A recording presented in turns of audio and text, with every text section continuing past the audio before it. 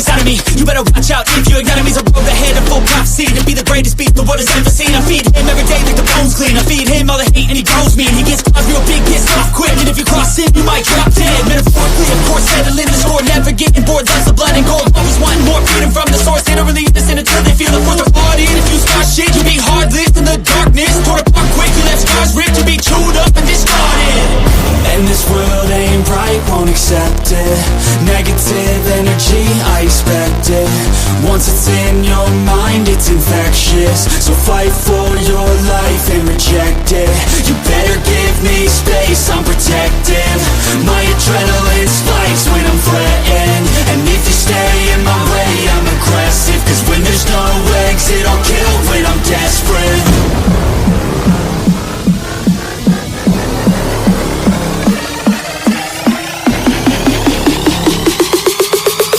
When there's no exit, I'll kill when I'm desperate.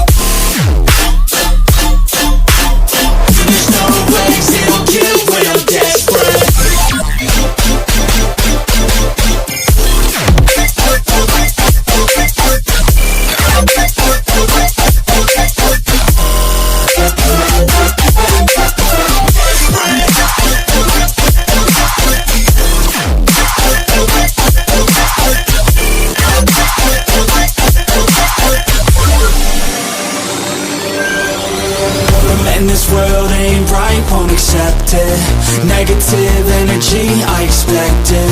Once it's in your mind, it's infectious. So fight for your life and reject it. You better give me space, I'm protective. My adrenaline spikes when I'm threatened. And if you stay in my way, I'm aggressive. Cause when there's no exit, I'll kill when I'm desperate.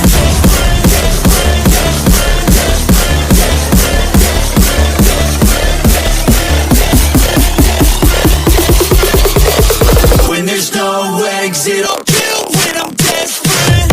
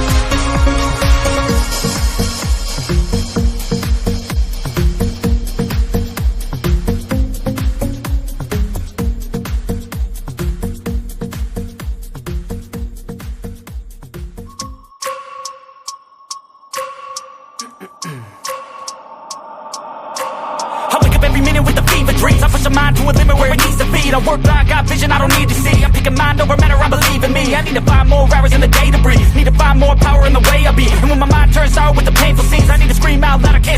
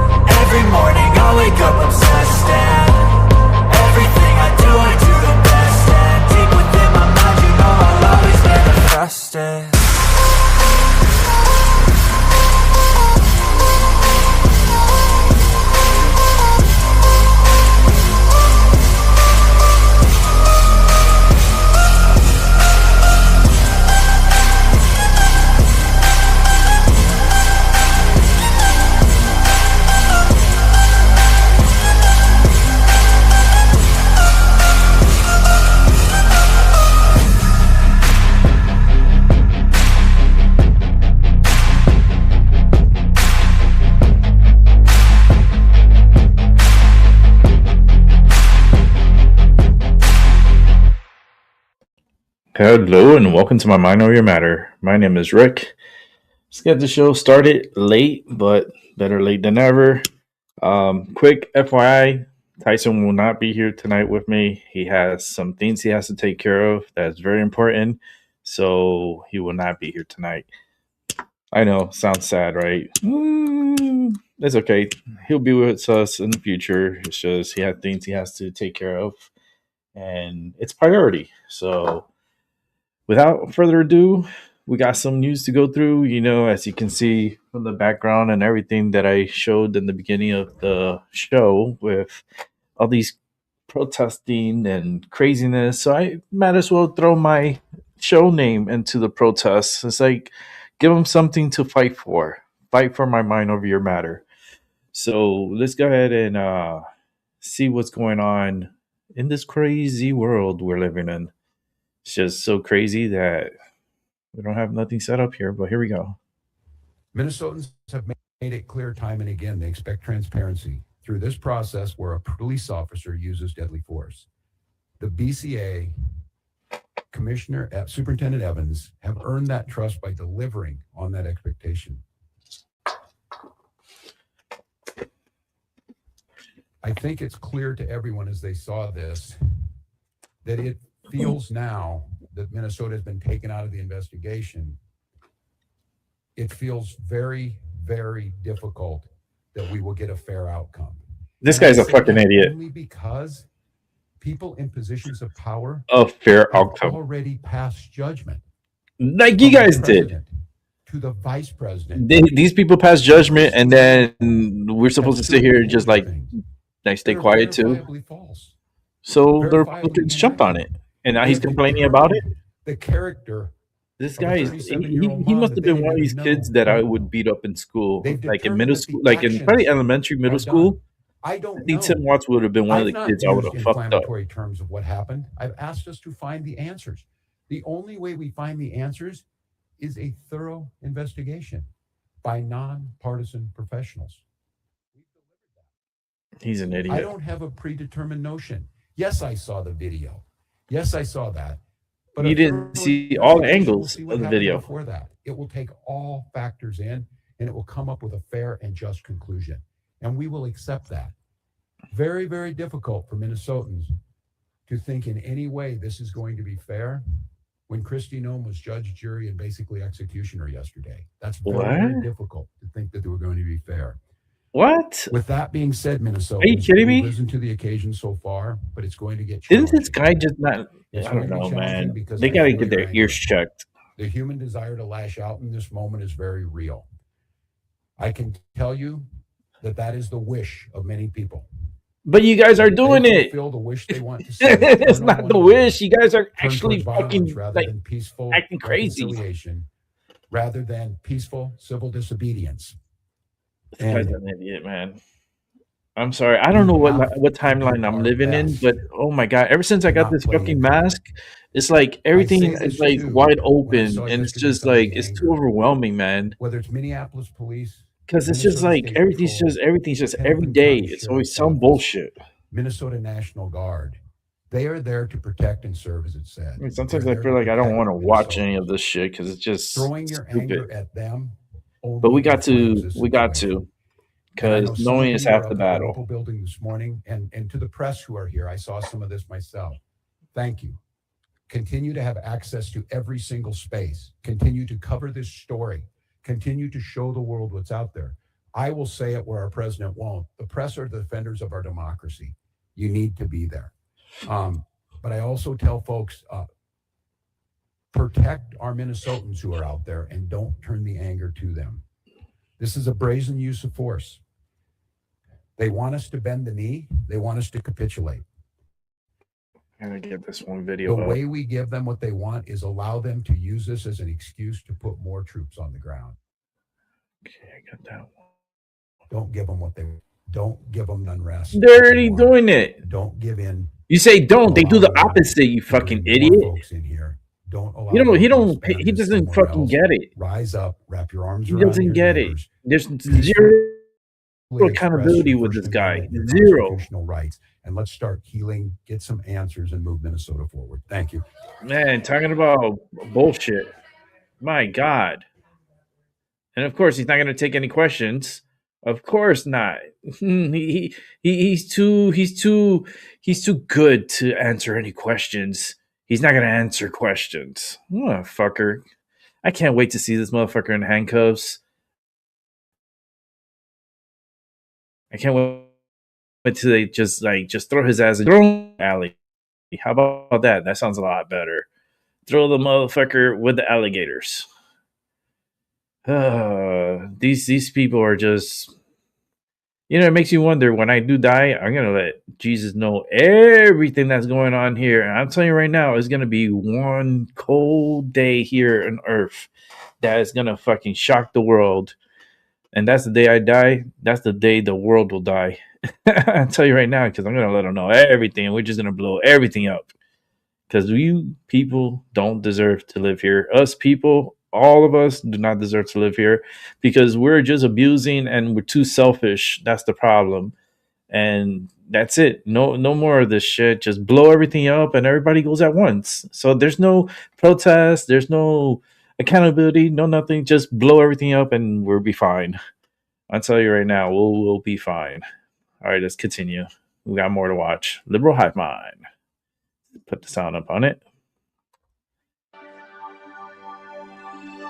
Hey guys, welcome to the Liberal Hive Mind, a channel solely focused on exposing the abundant hypocrisy of the left. And of course, here's the meme of the day brought to you by 5mind.com. Well, there it is. The left-wing narrative on the issue of the Minnesota ICE shooting incident has already completely collapsed. I mean, completely obliterated once again. And it's really no surprise why. I mean, this is what happens when you don't even wait for the facts, which is what the left always does. They jump to the most convenient partisan conclusion. Of course, I said that yesterday. And obviously, every time they jump to conclusions. They don't let the investigation take place. Here we are again with the groundhog effect. We're going through the exact same situation with these leftoids. They're building an early narrative, a victimhood outrage narrative, and then 24 hours later, it all falls apart as we get our hands on more evidence, another video angle that shows that pretty much everything they're saying is complete BS. The ICE shooting in Minneapolis was 100% justified, and it's now impossible to deny after you see this video footage. Let me show you guys exactly what's going on. We got some stuff to get into, so let's roll the tape. Right, folks, so exactly like I said, we now have a video from a different angle, and again, it further emphasizes that this is an open and shut case. You cannot spin this. President Trump and others said the federal agent was hit by the SUV,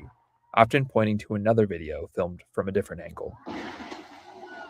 I did see that angle yesterday. That at this moment, in this grainy, low-resolution footage, it does look like the agent is being struck by the he did get hit. But when we synchronize it with the first clip, we can see the agent is not being run over.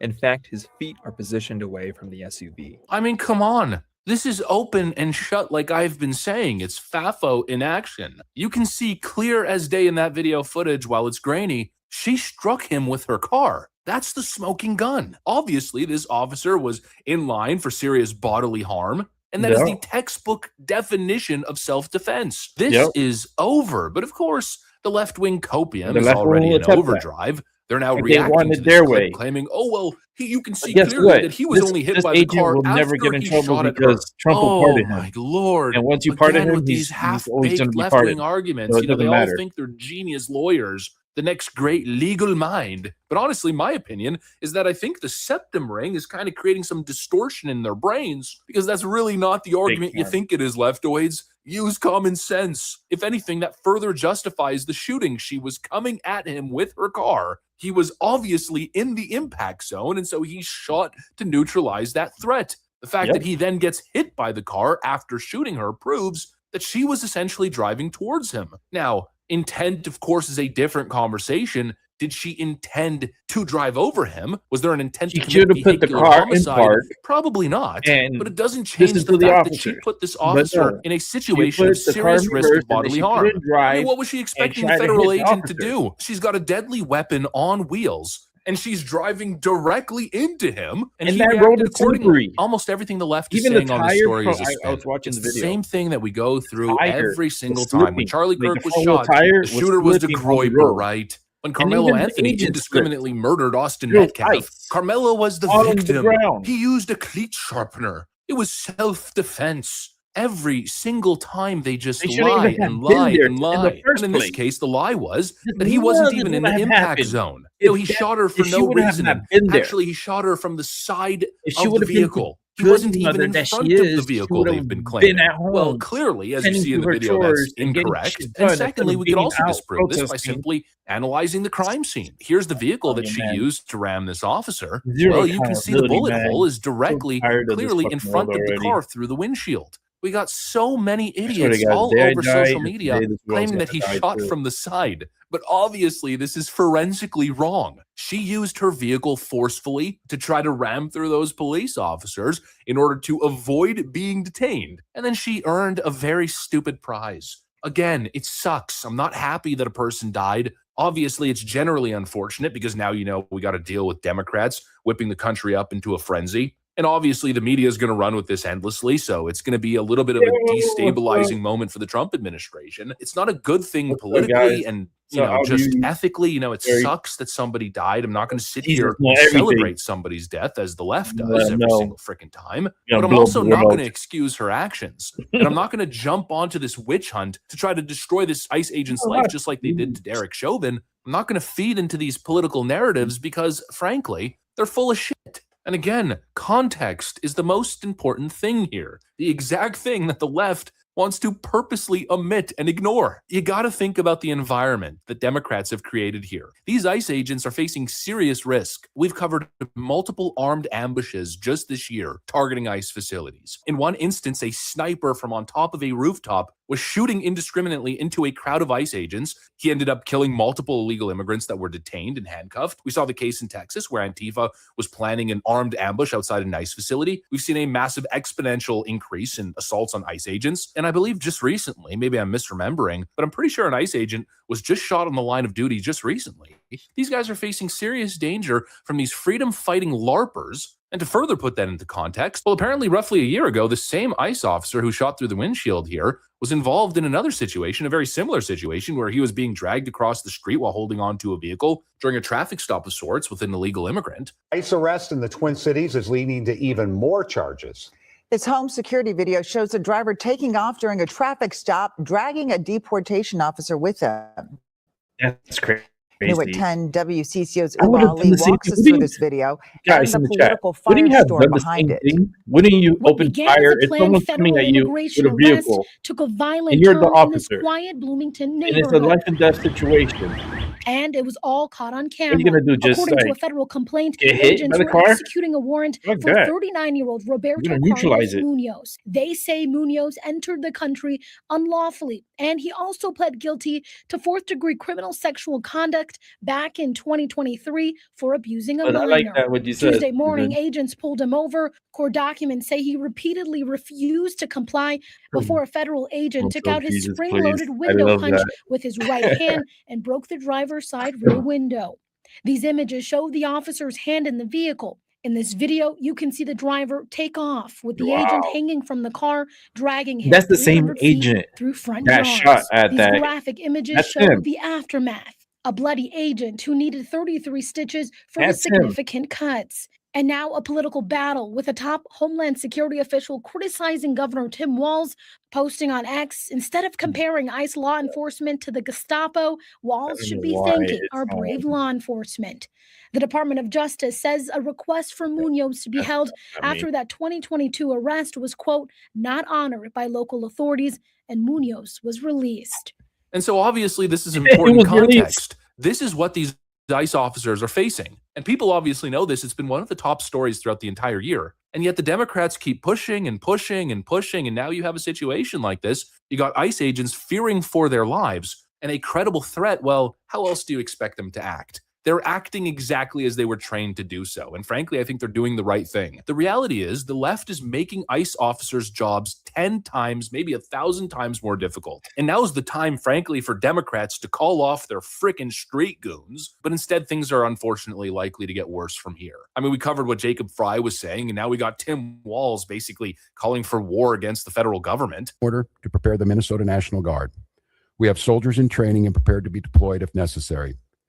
I remind you, a warning order is a heads up. What are you for going to use folks. the National Guard? And these You're National preparing the Guard National troops Guard to are go after our your own National people, the Guard ones that troops. you're telling to go They're protest? teachers in your community. They're Help me business make owners. sense. They're construction professionals.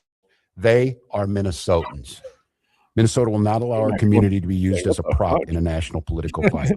We will makes not zero take sense. the bait. And it's clear, look, I don't know, I don't think any governor in history has had to fight a war against the federal government every single day. And actually, there's a great community note below that post. Viewers pointed out that as governor, Tim Walz can deploy his National Guard for missions, but the United States Constitution's Supremacy Clause prohibits use of force by a state to thwart federal law. That is properly defined as a rebellion. I mean, these a-holes are toying with treason. They're whipping up a frenzy and it's getting people killed. And then instead of scaling it back, they're doubling down, and it's likely to get worse. They're causing so much damage here. And now using this case to push more lies and further exacerbate this dangerous situation. It is unacceptable. The facts are now unmistakable. This was a justified shooting. And Democrat leaders need to do the right thing. It's time to step up. Call your goons off the streets. Bring down the temperature. Allow ICE to do their job unimpeded. If you have an issue with federal policy, you don't engage in street vigilantism. You win on the ideas and then win at the ballot box and then implement your agenda. What is happening right now is wrong, it's criminal, and it's fundamentally un-American. It's undemocratic coming from the Democratic Party, the party constantly going on and on about protecting democracy. Call your goons off the streets. But obviously that's not going to happen. The reality is Democrats are behind the scenes right now, rubbing their hands together, just gleeful, joyful at the idea that they might be able to spin a massive global narrative on this. Personally, I don't think it's going to happen, but you know they're going to try. And so unfortunately, I mean, I hate to be the bearer of bad news, but expect more chaos, expect more middle-aged Karens engaging in domestic terrorism across the country, expect more absolutely insane behavior and vigilantism on the streets until the Democrats call off their attack dogs. This will continue and likely get worse as this situation is now being used to radicalize people, all based on nothing but lies. Dangerous, destructive lies. Anyways, that's pretty much what I got for you guys. Thanks for watching, and I'll see you on the next one. All right, let's keep it moving. I wanted to read a quote from Tim Walz earlier today. He said, "When things looked bleak, it was Minnesota's first that held the line for the nation on July 3rd, 1863, and I think we may be in that moment now." Can you comment on his rhetoric and Mayor Jacob Frey and whether they want to see unrest in Minneapolis? Well, that's very tough rhetoric from a guy who just quit because his fraudulent activities have been uncovered. Look, Tim Walz is a joke. His entire administration has been a joke. The idea that he's some sort of freedom fighter, he's not. He's a guy who has enabled fraud and maybe in fact is people, and I care about enforcing the nation's immigration laws. That's what we're going to stay focused on. Question.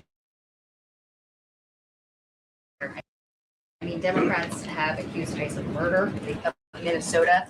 This is going to stoke the fire against ICE agents. And you're talking about ICE agents right now and being concerned about them. What is the protest? But also, should DHS sort of revisit their procedures here? I mean, nobody wants to see an American killed. Are there changes that need to be made to make sure something like this doesn't happen again? Look, first of all, of course, nobody wants an American citizen of the making of the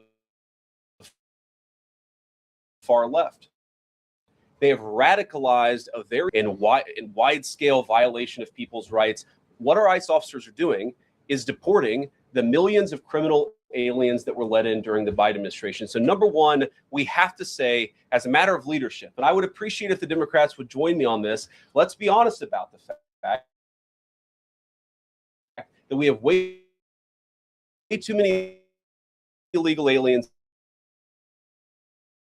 in this country. Our ICE officers should be supported in doing their job. You're trying to actually far fringe to engage in for them to enforce the law, and in cases actually to engage in acts of domestic terrorism against our law enforcement officers. When you talk about different people's administration to enforce the American people's law, and that means that Democrats have to stop rallying the mob against legitimate law enforcement options, and that means that we are going to get tougher, and that's what this AAG position is about. We're going to get tougher at the people who are defrauding the United States by inciting violence against our law enforcement officers. That's one of the things that we're going to do. We've already started that work at the Department of Justice. We're going to keep on doing it, and this new AAG position is going to kick that into high gear. All right, let's keep it moving. We've got some live footage here. To go and Give me incite 1 second here. Set it up.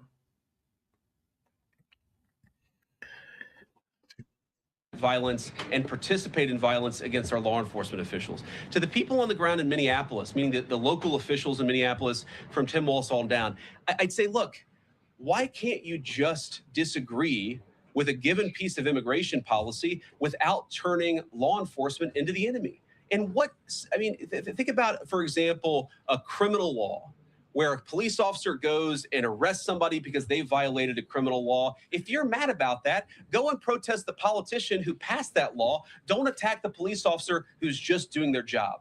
We had a wide open border under Joe Biden. I happen to think it's a good thing the President of the United States has closed it down. If you think that's a bad idea, criticize this administration for a policy decision. Don't attack our people for enforcing the law, because I guarantee you go to ICE, there are black people and white people, there are Democrats and Republicans, there are patriotic Americans. There's a lot of trying to different enforce the law. ethnics Attack in me, ICE. lay off of our ICE agents.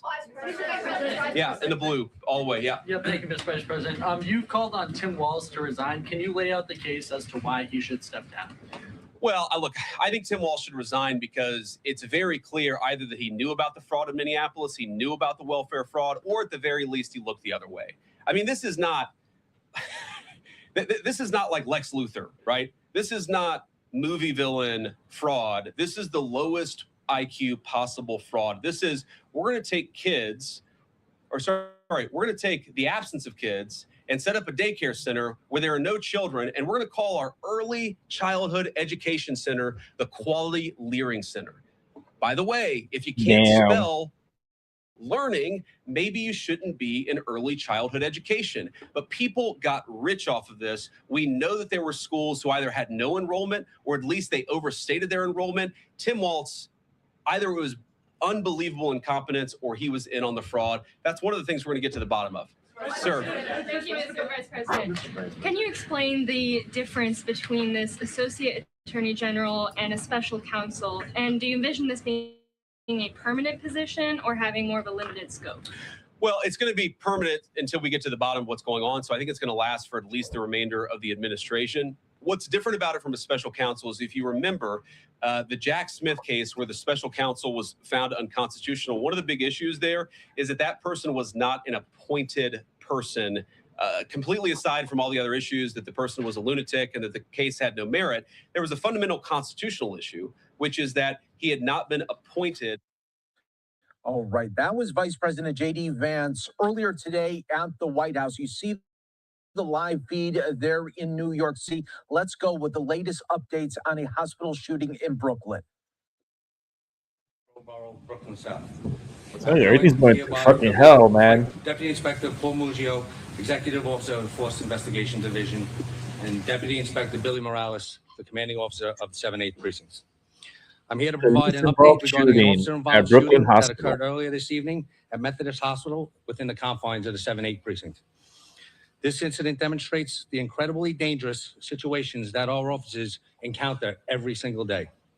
No, but don't say that. The left don't like that. Preliminary and subject to change. Dude, Madani's going to be mad. At approximately 5:27 p.m. this evening, multiple 911 calls came over for a violent male armed with a knife inside a Methodist hospital.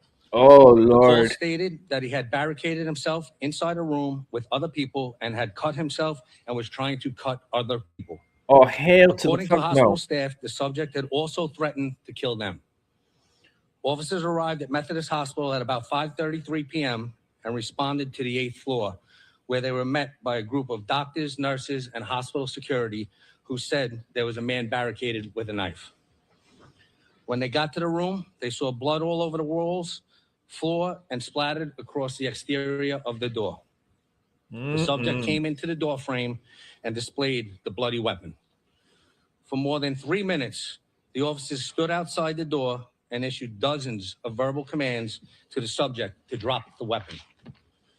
The subject refused to drop the weapon and forcefully tried to close the door to the room multiple times.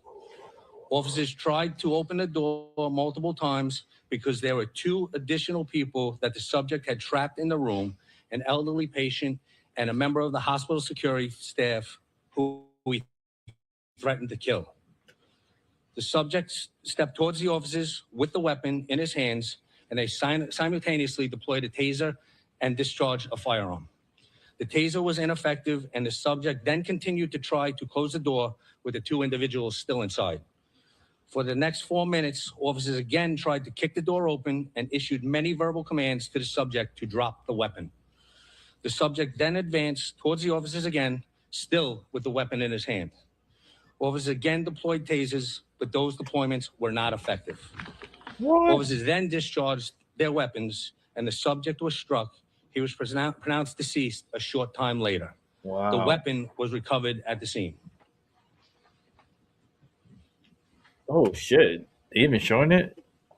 What are you showing? What is that? Is that a shoe? Looks like a shoe. This entire incident was depicted on body-worn camera footage. I don't know what that is. This situation could have turned Is it a out very bloody differently. Crocs? It like An Crocs. individual threatened to kill hospital staff, barricaded himself inside of a room with an elderly patient and That's a the only member of evidence you can hospital show me? security with Fucking a weapon. a shoe? This is not fucking Every day Cinderella. officers put on their uniforms, they never know what kind of dangerous situation they are going to encounter. That is the risk that every need member more of the evidence. NYPD faces every single day to keep this city safe. I'll now take a few questions. Show me more than a fucking shoe. Questions about this incident? Sir, NBC, please. Look at a picture of the weapon here. Is that a self-made weapon or is this a knife? What exactly? That was the That weapon? is still under investigation, and our Force Investigations Division will investigate. That picture was a weapon? Chief, was there any relationship between the perpetrator and the individual who he barricaded himself with? Or At this time, we do not believe so. any idea on how he got the weapon and also how long he was a patient here at the hospital? He was a patient. He was, well, from what we know, he was admitted yesterday, and we do not know at this time how he got. How the fuck did he bring a knife in then? That is up to you. You have to speak to the hospital staff about that. He was admitted. Question over here. This gentleman at the back. He must have been admitted with the knife. That is still all a part of FID's investigation. All right. Thank you, everyone. Appreciate it. Obviously, the firearm was discharged. Do we know if anybody else? Damn. That was They the didn't ask very, questions. very, very scary situation that took place earlier today in Brooklyn. The suspect was killed by police after that situation unfolded inside a room in a hospital. All right, we are going to keep an eye Brooklyn's on crazy, multiple right? live feeds that we have here. I for knew you something like this evening. was gonna Our next happen. big story. We are awaiting a update out of Portland. This happened earlier today in the afternoon, where we had federal agents shoot 2 people. We are going to get the latest updates here Pretty on soon you're live gonna now have to from put Vox. metal detectors in DHS hospitals says that they were to criminal, scan illegal people for immigrants. weapons. So we will be following crazy. always the very latest here for you and waiting for more key details. We will take a 2-minute break and be back with much, much more as we get it in. All right, while he takes his little break, we're gonna keep on moving. Hey guys, welcome to the Liberal Hive Mind, a channel solely focused on exposing the abundant hypocrisy of the left. And of course, here's the meme of the day brought to you by 5mind.com. Okay, well, here we go again. The left's trying to drag us through another victimhood circus. Again, a desperate attempt to weaponize another tragedy. But you know, it's no longer 20, it's no longer the era of George Floyd. And so obviously this time it's backfiring almost instantaneously. It's backfiring spectacularly. As per usual in these Yeah, 'cause cases, the left wants to victim was omit white. any element of It would have been nuance. black. No, they'd Oh rather my push a God. black and white narrative. It would have Trump been evil, burning down ICE, everything. Gestapo, woman, victim. It would have But as I been a mentioned, it's a Somali. completely different Minnesota era, would have and been many burning people down are right no now. longer simply It buying was a into white these girl. victim narratives. And so what's it So been? they're 24, like, 48 oh, damn, hours, you and really already the leftist protest? narrative is totally I mean, collapsed. And don't take my word for white, it. she's Just white. simply follow what the victim's wife is saying in all of these media interviews. This woman was not a victim of Trump fascism or ICE brutality. She wasn't a victim of senseless police fit the violence. narrative. No, she was a victim of her own poor decision-making skills. And frankly, I think she was a victim of Democrat rhetoric and incitement to violence. Frankly, you could also call it insurrection. It's happening all over the country. And I guess I'll say this, Ashley Babbitt was 10 times more of a victim than this woman, and yet the left wants to turn her into a martyr. Not going to work, already falling apart. Let's look at some of the key details here and then take a look at what some of these Democrats are saying. And of course, hand their asses to them on a silver platter as we usually do. We got some stuff to get into, so let's roll the tape. All right, folks. So obviously, like I said earlier, the left is trying to create this narrative that ignores all the most important information. But clearly, that's the most irresponsible approach to a case like this. You can't allow your partisan ambitions to influence your analysis. This wasn't a case where an innocent woman was sitting in her car and then an ICE thug showed up. He popped out, he jumped out from behind a tree and just started shooting through the windshield. Obviously, that's not what happened. No, this individual was doing what we've seen time and time again from so many of these wannabe leftist vigilantes. She put herself in a position that she should have not been in. There was an ICE operation going down, and she decided to drive her car essentially into the fray. ICE officers tell her to stop, and then instead of cooperating with lawful demands, she freaking floored it. We saw the video. She put it in was reverse, clearly a and then she deranged put it in drive. leftist roaming around, targeting and harassing ICE agents. And we know that because, well, her own wife is basically admitting everything to the Daily Mail. We got an article that released where the wife of the individual who was shot here claims that it was her fault, saying essentially that she made her wife go down there to antagonize ICE. Journalists at the Daily Mail have also done a deep dive into this couple, and apparently these two had a deep disdain for Donald Trump, who revolved their entire lives around protesting and hating President Trump, typical leftist zombies. And so these are two individuals who were mobilized by left-wing rhetoric to get on the streets and play vigilante. And then she made a decision that unfortunately for her led to her losing her life. You play stupid games, you win stupid prizes. And unfortunately for her, she won the ultimate stupid prize. And now the left's trying to jump onto it, turning her into the next George Floyd. Yet again, milking tragedy for riots and attempting to destabilize the political environment to their benefit. And my hope is that this time people are going to be able to see right through it. This situation is not complex. And I really believe that it's not going to work this time. I mean, the Blue Anon and Antifa types, they're going to take to the streets like they always do. But the Democrats are not going to be successful in mobilizing this mass nationwide outrage campaign. People are done with this crap. They're done with George Floyd-style chaos. I think give this 3 to 4 days, and this story I think is basically going to be out of the news cycle. And I believe that for many reasons, but the main reason is because I think it's pretty open and shut. I saw the video and I rewatched it 20 times. I knew instantly where the left was going to take us with this. They were going to dissect frame by frame, pausing the video, showing the vehicle was turning. Look, her 2 front wheels are tracking rightward. She was trying to turn right, not run him over. Therefore, it's murder, right? No, of course not. I mean, you could argue that the use of force here wasn't perfect. Maybe she was just trying to flee, and maybe in a perfect world, he shouldn't have shot through the windshield. But obviously, if you're a logical human being, you have to give these officers the benefit of the doubt. Just because it wasn't textbook doesn't necessarily mean that it was murder. And obviously, the police officer in this case thought that she was about to run him over. He had a split second to make a decision. He had a vehicle, which is a deadly weapon, headed towards his direction. So his training kicked in and he neutralized the threat. That's not his fault. The only person at fault here is the individual driving the car. Her attempting to flee endangered that police officer's life. What if she didn't make that maneuver properly? What if she didn't turn effectively enough? What if he got caught under the vehicle? She's the one at fault. She's the one who created that deadly situation, and the police officer acted appropriately. He reacted per his training, and that's what you should expect in these split-second situations. The proper analysis here is to blame the idiot driver, this wannabe vigilante, and not the cop who neutralized a clear, unhinged threat. But of course, the leftoids, time and time again, they come out in full support and full defense of domestic terrorism, because that's exactly what this is. And yet again, it's another tragedy that they want to manipulate into another political movement. And that, I gotta say, is the most disgusting part of this story. It's not the woman's actions. It's the Democrat response now, exploiting her death for their pathetic power grabs. Yeah, and another attempt at power grab. The jury pool. This was an agent recklessly using power that resulted in somebody dying, getting killed. And I have a message. This guy's an idiot. To ICE, get the fuck out of Minneapolis. What a fucking They have idiot. determined the character What an of a idiot. 37-year-old mom that they didn't even don't know. They've determined that the actions are done. I don't know. I've not used inflammatory terms of what happened. I've asked us to find the answers. The only way we find the answers is a thorough investigation. I don't have a predetermined notion. Yes, I saw the video. Yes, I saw that. But a thorough investigation will see what happened before that. It will take all That's what I've been factors saying. in, We and need it will to come see up the with a whole fair fucking and just beginning conclusion. to the end. And we will evidence. accept that. Don't jump to Very, conclusion. very difficult for Minnesotans Don't make to judgment think in any without way this seeing is all going the to be evidence fair. first.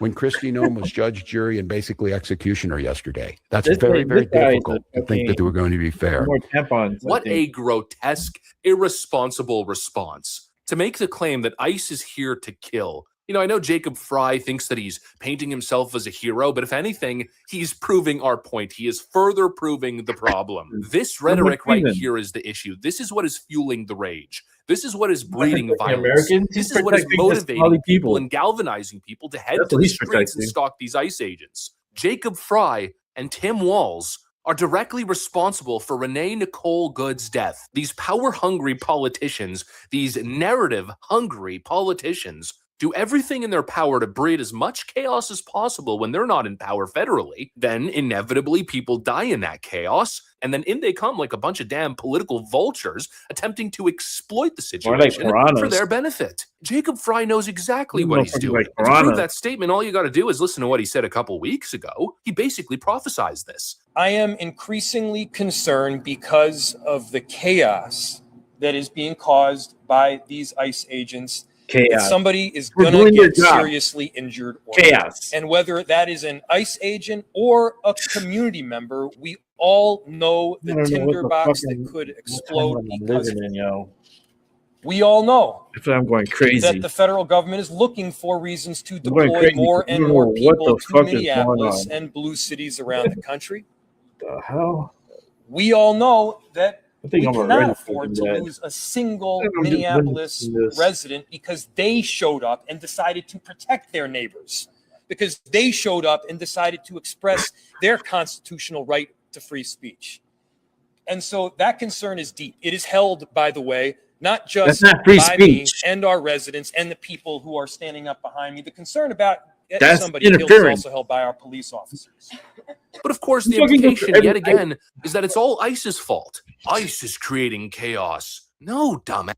You are. You Democrat freaks that are whipping people up into a frenzy. The only reason that this ICE situation has become hazardous is because you guys keep sending a mob after them. The ICE agents simply doing their job, fulfilling their constitutional duty, are not the problem. Those attempting to get in their way, those attempting to drive vehicles to obstruct them, those attempting to flee in a vehicle and almost running them over, the people throwing rocks at them, the people shooting at them, the people assaulting them, that's the problem. And you Democrat politicians are the ones that are enabling that, allowing that to happen. Yep. Because trust me, if there was political will with Democrat leadership to restore safety on the streets and stop these anti-ICE riots, they could do it in a heartbeat. It's not even difficult. You set up barricades, you release tough Bring out statements, you start buses, arresting people that are rag assaulting gears, these officers, and all of a sudden and you arrest people will stop. everybody. But instead, they keep egging them on. And after another death, here they come, doubling down. You're the problem. And it's obvious why they're doing it. And I think that's the most sinister part of this whole story. The whole thing's part of a strategy. They're doing it on purpose. They know what they're doing. They're putting people in harm's way. They're creating chaos pitting on the people against streets people. to protect their illegal immigration agenda. That's what's happening. It's more important for them to keep importing illegals, to keep bringing in all of those anchor babies. That is more important than having safety and harmony on the streets. And so they are deliberately causing chaos, inciting folks, hoping for tragedies exactly like this to happen so they could counter the Trump administration. It's the same thing that they did during the summer of riots in 2020. They Yep. blew everything out of proportion. They took a guy who died from a fentanyl overdose. They lied and blew the whole thing out of proportion, and then enabled these mobs to just take over the streets, cause all kinds of chaos, blame all that chaos on President Trump, and then in the background, they're collecting billions of dollars in ActBlue donations and changing election laws, allowing them to take power in 2020. And now they're attempting to do the same thing, but on a smaller level. Cause chaos, cause tragedy, then point the finger and say, that's happening because of Trump. And then, of course, further propagating the problem, which is exactly what they're doing now, is they're continuing to incite people. And, well, look at what's happening on the streets. Play the mob attack on ICE. They're like throwing snowballs and mobbing around the ICE agents. These ICE operations are not getting anybody hurt or killed. But that's exactly what Jacob Fry, Tim Walz, and the rest of these Democrats are doing. They're gaslighting people and pouring fuel on the fire for political points. They're sending people in harm's way because they can't handle the fact that they lost an election, and so they'll do anything. They'll sacrifice other people's lives in an effort to stop the Trump mandate. Another disgusting Democrat display, and I'm pretty sure this one's going to fall flat. I don't think this is another George Floyd situation. They're certainly trying to turn it into one, but it just won't work. Anyways, that's what I got for you guys. Thanks for watching, and I'll see you on the next one. All right, let's come over here to Live Now from Fox, and let's listen in. Mike Pace. And next up, we are taking you about Portland getting an update from officials. Federal agents shooting 2 people. Let's listen right now. More people giving the update in Portland. 911 call. Officers confirmed that federal agents had been involved in a shooting. Portland police were not involved in that incident. About 6 minutes later, at 4 p.m., officers received information once again through dispatch that a man who had been shot was calling and requesting help in the area of Northeast 146th and East Burnside. Our officers responded. We found a male and a female with apparent gunshot wounds. Officers applied a tourniquet and summoned emergency medical personnel. The patients were transported to local hospital, and their conditions at this time are unknown. Officers had determined that the 2 people who were injured in the shooting involving the federal agents from the earlier call. PPB officers secured both scenes, and this is a federal investigation. It's being led by the FBI. We have been in touch with them. We are in regular contact. This is their responsibility, but when we have these type of events happen in the city, Portland Police Bureau does offer level of assistance. This is not... Oh, now you're going to give assistance? In any way, shape, or form. After the fact? Immigration related. Not before. We That's do what not it is. know the facts of this But case. after We are you simply do the providing paperwork that traditional and do the shitty investigative detective support and work, perimeter right? support, which is minimal. But I do want to make it clear that we are out there, but we are not involved in immigration. And we at this time do not so know stupid. if this is an immigration-related event. We do not know which federal agencies were involved. As we know, there are many federal agencies serving in the city of Portland right now. So as I said, it's a complex situation with a lot of different information coming out. But Portland Police is on the scene, the detectives, et cetera. I want to say, that I'm saddened that we are here once again in a difficult, challenging, complex situation. But I'm also incredibly grateful for Portlanders. I'm grateful for the way that we have continued to show up over the past year. Going And out we have with certainly ICE. been tested. And this is no small circumstance. The uncertainty and These the people fear are- and the I don't know sadness how- within this our is like community cancer, is man. real. This is cancer And to the as the nation. chief law enforcement of the city of Portland, I recognize that. Our members recognize that. And we are doing everything in our power to maintain that level of peace and calm and safety. And I want to thank Portlanders who have continued to show up in this space as well, and hopeful that they will do so over the next couple of days, as I'm expecting many to want to express their frustration and disappointment with events today. As I said, this is early on. We do not know the cause, but we are engaged, and hopefully we'll have more information as the evening unfolds. I'm going to turn it over now to Mayor Wilson. Thank you, Chief. And I just want to also just reiterate what he had talked about the city standing tall and really standing together. And I've been before you already too many times under these circumstances, but Do I I'm need to bring out my violin? grateful that every time I do make the call within such a short period of time that the Madam Governor I need to will buy answer the a call, violin. and all of the individuals I standing keep behind saying me it. and all of our elected officials and At community times like leaders this, I can are be standing playing the with us as violin. well. And we've always stood together, and we will continue to stand together. Just one day after the horrific violence in Minnesota, our community here in Portland was witness to a moment of fear, confusion, and heartbreak. Earlier this afternoon, 2 people were shot and injured by federal agents in the Hazelwood neighborhood. Violence in our community is devastating. These are not statistics. These are human beings. Portland is not a training ground for militarized agents. When the administration talks about using full force, we are seeing what it means on our streets. The consequences are not abstract. They are felt in hospital rooms and living rooms, in the quiet moments when families try to make sense of what happened, what is happening. We know what the federal government says happened here. There was a time when we could take them at their word. That time is long past. That is why we are calling on ICE to halt all operations in Portland. Oh Lord, until a full that's not and gonna independent happen. investigation can take place. That is Our not gonna community happen. deserves Negative. answers. Our community deserves accountability. And most Negative. of all, our community deserves peace. Oh please, the peace. Earlier today, I spoke with Minneapolis Mayor Jacob Fry. We shared not just our concerns, but our grief for the families who are suffering and grief for the recklessness of our federal government. The administration is trying to about the divide police, us, nothing about them to and pit their communities health. against one another, to make us All fear about one another. them. Selfish Portland. motherfuckers. This is a moment to hold each other close. Oh, I don't want to hold nobody. Together, Get the fuck to out of here. remember with that our holding. strength has always come from community, Somebody close. compassion, and solidarity. I don't hold somebody. I'm gonna choke their Yesterday, ass. Governor Walz made an appeal to all of us. Today, I want to say clearly that we stand with Minneapolis. We stand with Minnesota. Oh, we listen to stand with this. Chicago. We stand with LA. How? What We the stand fuck is with going every on community here? that is hurting in our nation, every family that is afraid, every person who feels This unseen guy's or I unheard. don't know, man.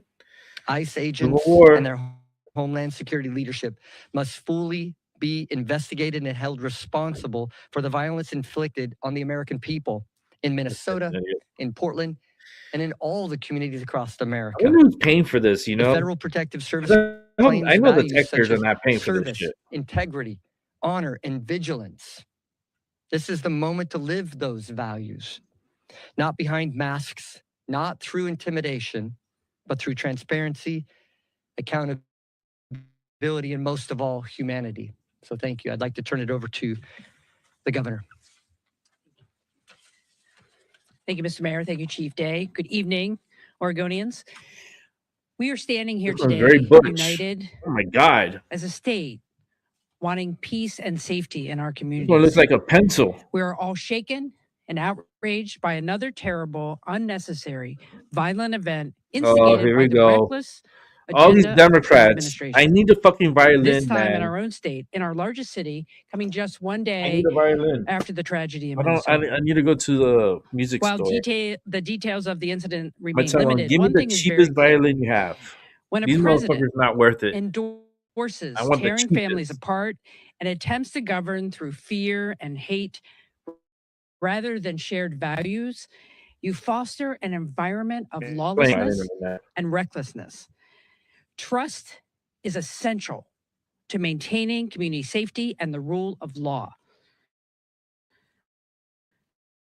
Federal agents at the direction of the Department of Homeland Security are shattering trust day by day.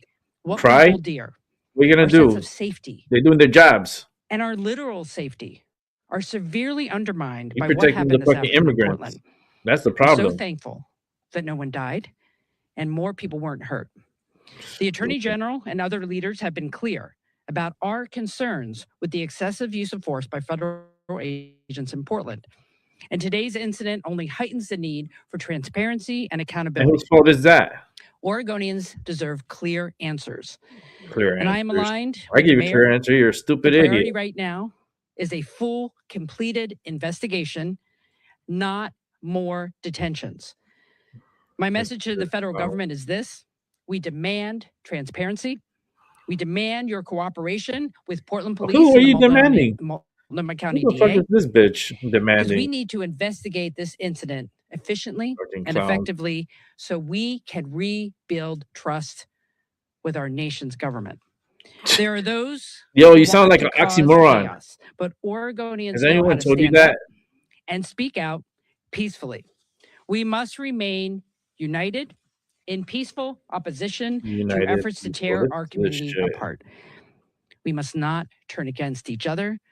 We must stand Against you, neighbor to girl. neighbor. We must Or not guy, whatever take the you are. bait. I don't know what you are right now. And I want to end by saying I'm What are grateful to we? the first responders What are who we have been today? managing this incident today They here in dumb? Portland. He, she? And I stand, They and we dumb? I stand don't know. united with Americans across our Motherfuckers change country their and with pronouns every Minneapolis day. and Minnesota in light They change their of these very pronouns the troubling same way they events. change their Thank you. underwear.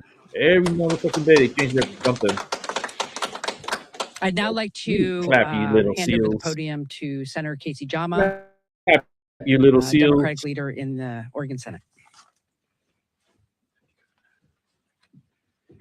Well, good afternoon or good evening, everyone. My name is Senator Casey Chama. I Afternoon. serve as the Senate Oh, it's Majority afternoon Leader. over there. It's 5 o'clock over there. I live I believe. Hazelwood neighborhood. No, it's about The 6:30. It's not incident took afternoon. place not The that far fuck? where I live in my home. I'm raising my 2 children. Who I is live with my this? wife.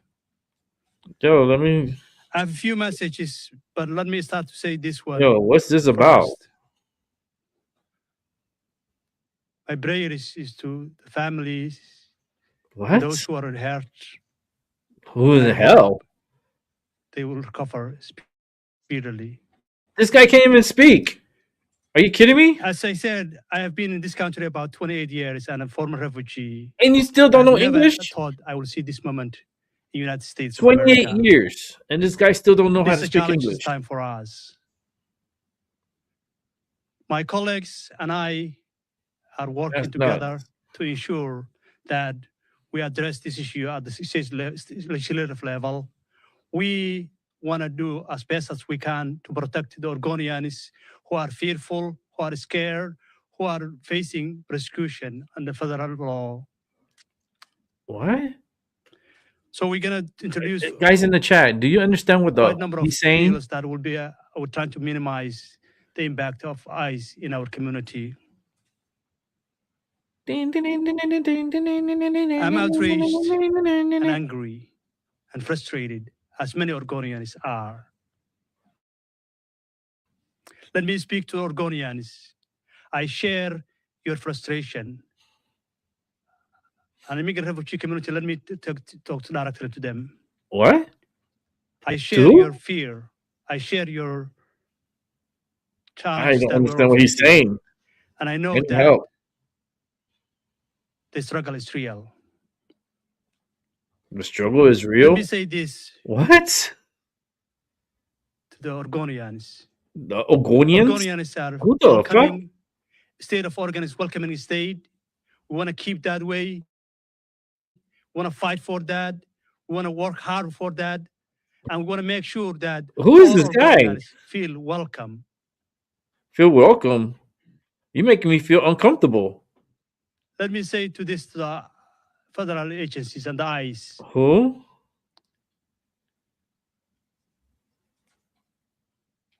This is Oregon. We do not need you. You're not What? welcome. And you need to get the hell out of our community. What? Who the hell is this guy to be talking like this? Oh, fuck you. How about that? Now I want to tend to the Fucking idiot. The fuck you come over Oriental here trying to tell ICE what to Multnomah fucking County do? Chair Jessica Figabert Man, get the Peterson. fuck out of here. I don't care how long you've been here. I'm gonna come and fucking talk shit about ICE. Good evening, everyone. If we Get were the living fu- in get anything out of close here. to normal times, Get out of we here. would not be here right now. Don't We be should here. not be Get here out of right here. now. We should Y'all not need be to here get out right of now here. because federal agents should not be in Portland neighborhoods shooting people. We should Listen not to be this here right fucker. now because Renee Nicole Good should be alive and with her family in Minnesota right now. That's the decision that she I made. want everyone to know that Multnomah County stands united in support of our immigrant You and guys are refugee jumping to neighbors and conclusions without everyone fucking getting opposing all this the evidence. injustice. I am proud to be joined tonight by Commissioner Moyer, Commissioner Edwards, and Commissioner Jones-Dixon. Enough is enough. The terror and violence ICE is causing in our You neighborhoods guys must end now. listen to this At shit. this moment, we don't know what precipitated the You're incident, not leaving the these illegals circumstances in that here. led to the shooting, So how or the the fuck you gonna get identities them of out? people involved. Bright ass. The FBI will be leading the investigation, and they need to allow local law enforcement to participate and they need to be They need transparent to. They don't and need to do accountable to shit. local governments. They need to listen to the president We because that's know their that boss, this news is incredibly and he's alarming your and boss upsetting. too. We But know what apparently, you don't happens today understand speaks to a that. fear that we have had since last fall when federal law enforcement and immigration agents first increased their presence in our community. Multnomah County will not stand by as federal governments attack our neighbors. I'm a fucking Just idiot. this morning, our board unanimously voted to extend an emergency declaration in response to the ongoing harm of ICE activity, and we will keep showing up in every way that we can. These people are so During our dumb, vote, I shared man. that over the holidays, my How do we office have these received a people string like of in our emails and country? calls from Like neighbors how? in the Brentwood Like how? Darlington neighborhood who How are do their asking minds for get help to programmed find in two this way? neighbors who were kidnapped by federal agents the day after Christmas. Both of these people are the primary breadwinners for their families, and their children attend the local elementary school. As a parent, my heart breaks for their families and the whole community that has been impacted by these cruel actions. Add to this the horrific murder of Renee Nicole Good in Minnesota, Oh Lord, here we the go. dozens of It lives has that have been nothing to lost do in with ICE them, detention this but they're year, gonna talk about and it. now a shooting here in Portland. And we can only conclude Has that this nothing to federal do with activity you. is a threat to our entire But now you community want to and is a use threat it that is growing every day. as evidence In light of and this, our community emotions. is calling on us to act, Oh, to stupid deploy man. resources to support the families impacted by No, federal Trump needs to sign activity the Insurrection and to Act do all that's and in our get all power these to ensure the motherfuckers safety out of now. neighbors going Stop forward. waiting. That's what the state of Oregon, All you have Portland, to and do is Multnomah sign that County leaders have paper, done and will Insurrection continue Act, to do as we and respond to this all these crisis. illegals get That's the what fuck the out. people of Portland have done, And then representing the all these best of people Portland that to are the whole blocking, nation as we they get continue to stand arrested up for and they go to injustice. jail. But Thank it's you not to any all of regular you who jail; have come it's out to federal protest the jail. cruel and authoritarian actions of this I administration listen. while They need to representing build more Portland's jails values. in America. Keep showing up the way you have been. Keep We raising your need voices. a good Keep amount of showing jails, everyone who we are. Our at neighbors least and like the good, literal like crosshairs of this 15 administration need your jails. support We need now more than like ever. big jails. Our solidarity is our strength. Something how like El These are Salvador dark has times. There's no getting around that. But I know that together we will persevere. some maximum Thank you. federal prisoners. And now I would Like, like to turn it over to Portland City Councilor Loretta Smith. these people are not for Good American evening. people. My name is Loretta Smith, People are and selfish, but for I'm a themselves. counselor from District 1. I stand here with my other counselors, Counselor Candace Avalos and Jamie Dunphy. This situation just got real. This isn't a PlayStation moment. It's not a PlayStation moment. folks It and got make them real, back but it's alive not a again. PlayStation moment. Tell I me if live that in makes that any sense. district. The struggle is already real for immigrants Oh and Lord. refugees who live in our community and our neighborhoods. And now I have to go Need a home violin? and tell my son and my 3 grandkids I need a that violin. they cannot stop for law enforcement because That's they're going what. to be afraid That's what they're gonna get. This is stupid. by looking at law enforcement that they might have the same thing happen to them that happened today. You're so That is stupid. so unconscionable that just a day later, what happened in Minneapolis happening right here in Portland. Well, This is you very make any personal for sense. me. And people What who are you look like comparing me, they Minneapolis to shouldn't be Portland? afraid to walk around in their neighborhoods, walking to school in the morning with their kids. They should feel comfortable in their Not neighborhoods. if they're And now illegal. we're disarmed now. We don't know who to trust. But I want to say here, I support the mayor, I support the governor in their efforts to do You the need to things be that we supporting need the to do to president of get the United ICE out of States. our state, in our city, in our neighborhoods. The ICE harassment, is not the leaving. violence, the unconscionable Yo, these walking people around and think that infiltrating our they have communities as control. if we're some sort of We're third giving them world 15 minutes country. It's not of cool. fame here. And it's not something that we should support. She said it's not I feel cool. good. I feel strong standing next to my elected leaders and my community leaders behind me. That's crazy. We have to do whatever we need to do to make sure that ICE is no more. Thank you. Wow, that's stupid. You're an idiot. You're an idiot. I'd like to introduce Latino Network and Tony DeFalco. Freaking idiots. Good evening. Tony DeFalco, Executive Director at Latino Network. We are hurting tonight in our community. We are tired of this violence in our community. Well, And tell we're your pissed community off. to back the fuck down. Just last week, we buried one of our young people from gun violence, not less than a mile from this site at 148th and Burnside. So what that has to do with the This ICE? kind of violence is nothing new to our neighborhoods here in What Portland. that has to and do Warren with County. ICE?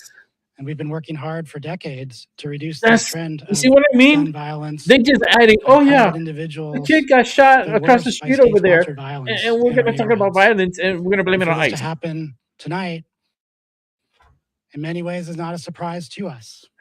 God It has been Almighty, perpetrated upon us for many, many I'm decades ready to die, as and I'm part of ready to fucking tell routine Jesus everything. operations I am so ready. to Y'all gonna be balance fucked the day I die. power against I'm letting our you know community. right now. So tonight, we Y'all have know. a few calls to action. One, we call on our state leadership to continue its efforts to minimize the role of federal authorities in our communities and to enact legislation in the short session that allows for private right to action, to sue, to enable our attorney general and others to bring charges against the perpetrators of these violent acts, and to go even further to protect immigrant communities from this ongoing violence and oppression. Two, we desperately need investment in our community. We are picking up the pieces. 2 weeks ago, 2 mothers were taken from their families. And in they're our illegal, community, right? the mothers are the glue that holds everything together. They're illegal, And by right? targeting mothers, they Still are speaking, trying to man. rip These away the people are fabric fucking of idiots. our very community. The ability to take care of our young people, to take care of entire families, and to match up breadwinners, resources that are coming in with the ability to get kids to school, get kids into preschool, is absolutely devastating to us. And we are desperately stupid, trying to man. fill the gaps by providing Right. wraparound supports to our communities in the form of rent eviction prevention, food, other Here's the shit. necessary things coming from these violent acts of detention and now physical violence. This guy's an Those idiot. resources are not coming from our state yet. We need those resources to come from our state immediately.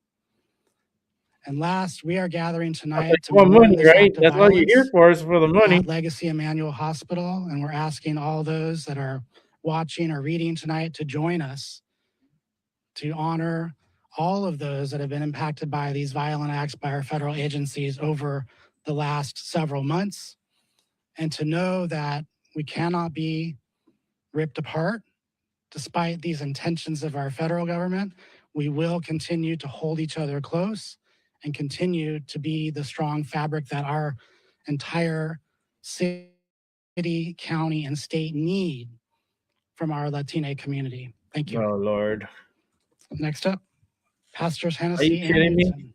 You compared something that happened last week, a gun shooting, violence, and then try to implement it. What happened today?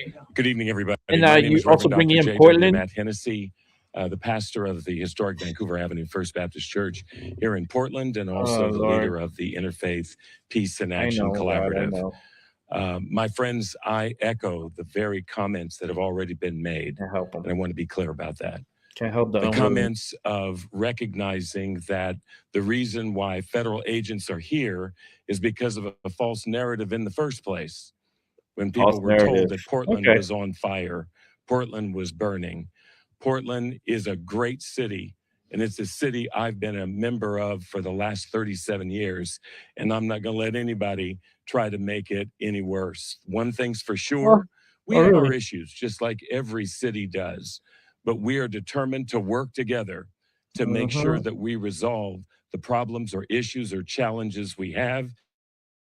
And we do not need help from the federal agencies to do Oh, it more. no, If they right? want to do anything, And you want their they money, should though, go right? back and You want their restore money. the grant Oh, money okay. That's that how it was goes, there right? that we use to build bridges with police and community. They ought to be thinking about how we restore money to bridges like the Yeah, Burnside yeah. Bridge Now and you want things of money, that right? nature. That's what we what need. it's about. But until It's always then, about the money. we're not going to let anybody take our joy. We're not going to let anybody Oh, cause takes us to his be joy. afraid. And I want the immigrant community, and Oh, specifically, as the Tony just immigrants. spoke about the Latinx community, we are with you. This as guy's a faith fucking leaders, idiot. as members of the Black community. I want you to know Members you of are the our black brothers community. The and black community sisters, wants them out and of there nobody is too. going to stop us, and nobody is going to break the chain of our belief in working together. So we Guy's an will work idiot, together. man. What's going on Those with who came people? What they're before drinking in us the water? and the I think allies they got who too much worked with fluoride them, in the water. they had worse situations going on, I think but Washington nothing puts too much stopped them. fluoride in their And water. I end on the fact that I still recall that one of my favorite verses of We Shall Overcome is the verse that says, we are not afraid. We are not afraid. You And shouldn't we have will to be not afraid. be made to fear. We are going to rise above it, That makes reach no out to one sense. another, and do everything that we can to work together, pray together, protest together, peacefully together. And die together. Remember, let's not take the bait. We can do this Yo, peacefully, spray them and with peace water. and love always I'm win. telling you. You spray them with water, they will run like roaches. Thank you, Dr. Hennessy, and to the mayor and the governor. Thanks for your leadership and all the elected leaders, Chief Day, and all our friends, Tony and the rest. My name is Reverend Dr. W.J. Mark Knutson, Senior Pastor, Augustana Lutheran Church, a church that declared sanctuary my first year there 30 years ago because people were facing deportation. We're in a lawsuit right now with the federal government, with Paccoon, our church, a church in Florida, a large Catholic in San Diego, and the Interfaith Council. It's moving now quickly in the courts. Oh, And the so National now the Education Association religion joined that as well. wants to So sue around the this country state? and this city and state, people are weaving That's gonna be together funny. a movement built on nonviolent direct action to Who challenge what pays is you? into something that can Oh, be new. the I do want to say to government. the press today, we You need celebrate your to work. crack down You're on not fake. You do real news, and you are the religion. storytellers. There wouldn't have been a civil rights movement or a farm workers movement in the same manner without the press being there to cover it. So thank you, and know you're valued. Let me say this. My 1 minute's almost up.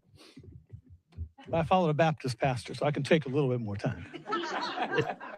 Is this a funny moment? But I want to say, Is this a we're comedy coming up show? on the King weekend. And a year ago, we backed our 30th King service back a week until this new administration came into office. Mayor, you came and spoke at that. And we packed the church. People were ready a year ago, January, to stand up and stand in solidarity. Our prayers are number one with our immigrant siblings, the couple that's in trouble today. We have members from 23 countries. I don't know if that's not one of our members from Venezuela and his wife. What? It's going through all of our You minds. say? Some of my colleagues say, you were crying. And I was crying. We are all crying. We are so torn in this moment. And with a very diverse family, myself, white male, I can drive around with my son, my wife, my grandson, us, our big family. It's dangerous out there. And so to know this, the faith community, interfaith, we work closely together in Oregon. Our Native American spiritual leaders on whose land we like stand. the devil's Jewish, real, Muslim leaders, Hindu leaders, Sikh leaders, and Christian leaders, these other people of right faith, here, people of they just use goodwill God to say enough is to enough. think that they're doing This right, cannot and they're continue. not, It is and they're new. all going to be With King's judged. celebration coming up in And just they all a look week. sour looking, His last couple especially sermons this at one right over Ebenezer, here. and then at the National Cathedral, and then She at looks really Riverside Church in sour. New York. This one looks very He butch. said the I biggest don't know who purveyor he, of she is. in the world. This one over here, The week before he was murdered, like, their own leader. government. The whole the Brown and black siblings LGQ, afraid tonight, and we all LMLP, be to standing the in thousand fear and power. holding to one another. Saying to Of this man in course, the White House. bring them I know in. you're Bring in watching. the LGBTQ, I'll call you elemental, out. whatever Study you your want to scripture. call them. Don't be I doing already theological talked malpractice. too much about that community. Study I'm your not a part scripture. of that What does the Lord community. require of you but to do justice? Love kindness. Walk humbly with the Creator and with one another. And in that spirit, Oregon, you've shown we can do this nonviolently. Read the 6 principles of Non-violently. nonviolent direct That's action. all they've Keep been doing doing. what you are They've been doing watching in the fucking peaceful ways. protesters We outside. shall overcome. God bless all of you. God bless our elected leaders, our civic leaders. All of us together, we can do this. I'll tell you right now, God's watching, and God don't like ugly. Y'all a bunch of ugly folks. I'd like to call up Jessica Maravilla with the ACLU. Fuck, why you gotta call up everybody? Just get to the fucking point. We don't need everybody to come up and talk. Good evening. My name is Jessica Maravilla, and I'm the policy director for the ACLU of Oregon. We're an organization dedicated to protecting civil liberties and civil rights. And dedicated to protecting civil liberties and civil rights. And a core part of our work is defending immigrant and refugee rights. As you heard today, less than 24 hours after Renee Nicole Good was shot and killed by ICE in Minneapolis, Lord. 2 people in our There we community were shot by go. ICE here in Portland. Bring in Our hearts Minneapolis are with again. those who were injured, their families, and with everyone carrying fear. And these people are tonight. jumping to Because conclusion this is without not an letting an isolated investigation happen. This is the What happened continuation of to the ICE harming investigation? our There's communities. no investigations While there is anymore. still We just much jump we to don't know, conclusion. we do know this. People are in the hospital tonight because of the actions taken by our federal government, That's funded stupid, by man. our tax dollars. And this did not happen in Oh, isolation. your For tax months, dollars now, federal right? immigration You know agencies have that comes operated from with Washington, impunity, right? deploying heavily armed agents into American That tax communities, dollars could be smashing car windows, dragging cut people from their off. vehicles, tear gassing You won't peaceful have any tax protesters, dollars. and terrorizing neighborhoods. This is what it looks like when a government brings a war posture into everyday life. No, this is what it Into looks like streets, when there's no into sidewalks, accountability. in communities where people That's are what it looks supposed like. to be safe. Si sienten I don't know rabia, what no accountability están is. exagerando. Esta no es seguridad. No es seguridad pública. Es Listen, intimidación Pocahontas, como this is política. America. Everyone deserves dignity. Speak People English. deserve to go to work, to take their kids to school, to go to medical appointments, to live their everyday lives, I know and Spanish, stand in and I'm solidarity not going to with sit here neighbors start being speaking harmed Spanish. without That's fear rude. of being detained, harmed, or killed by the federal government. Nadie debería vivir con miedo Oh, Lord, you're simplemente back with the por Spanish bitch? existir. Come on. No human being is collateral damage.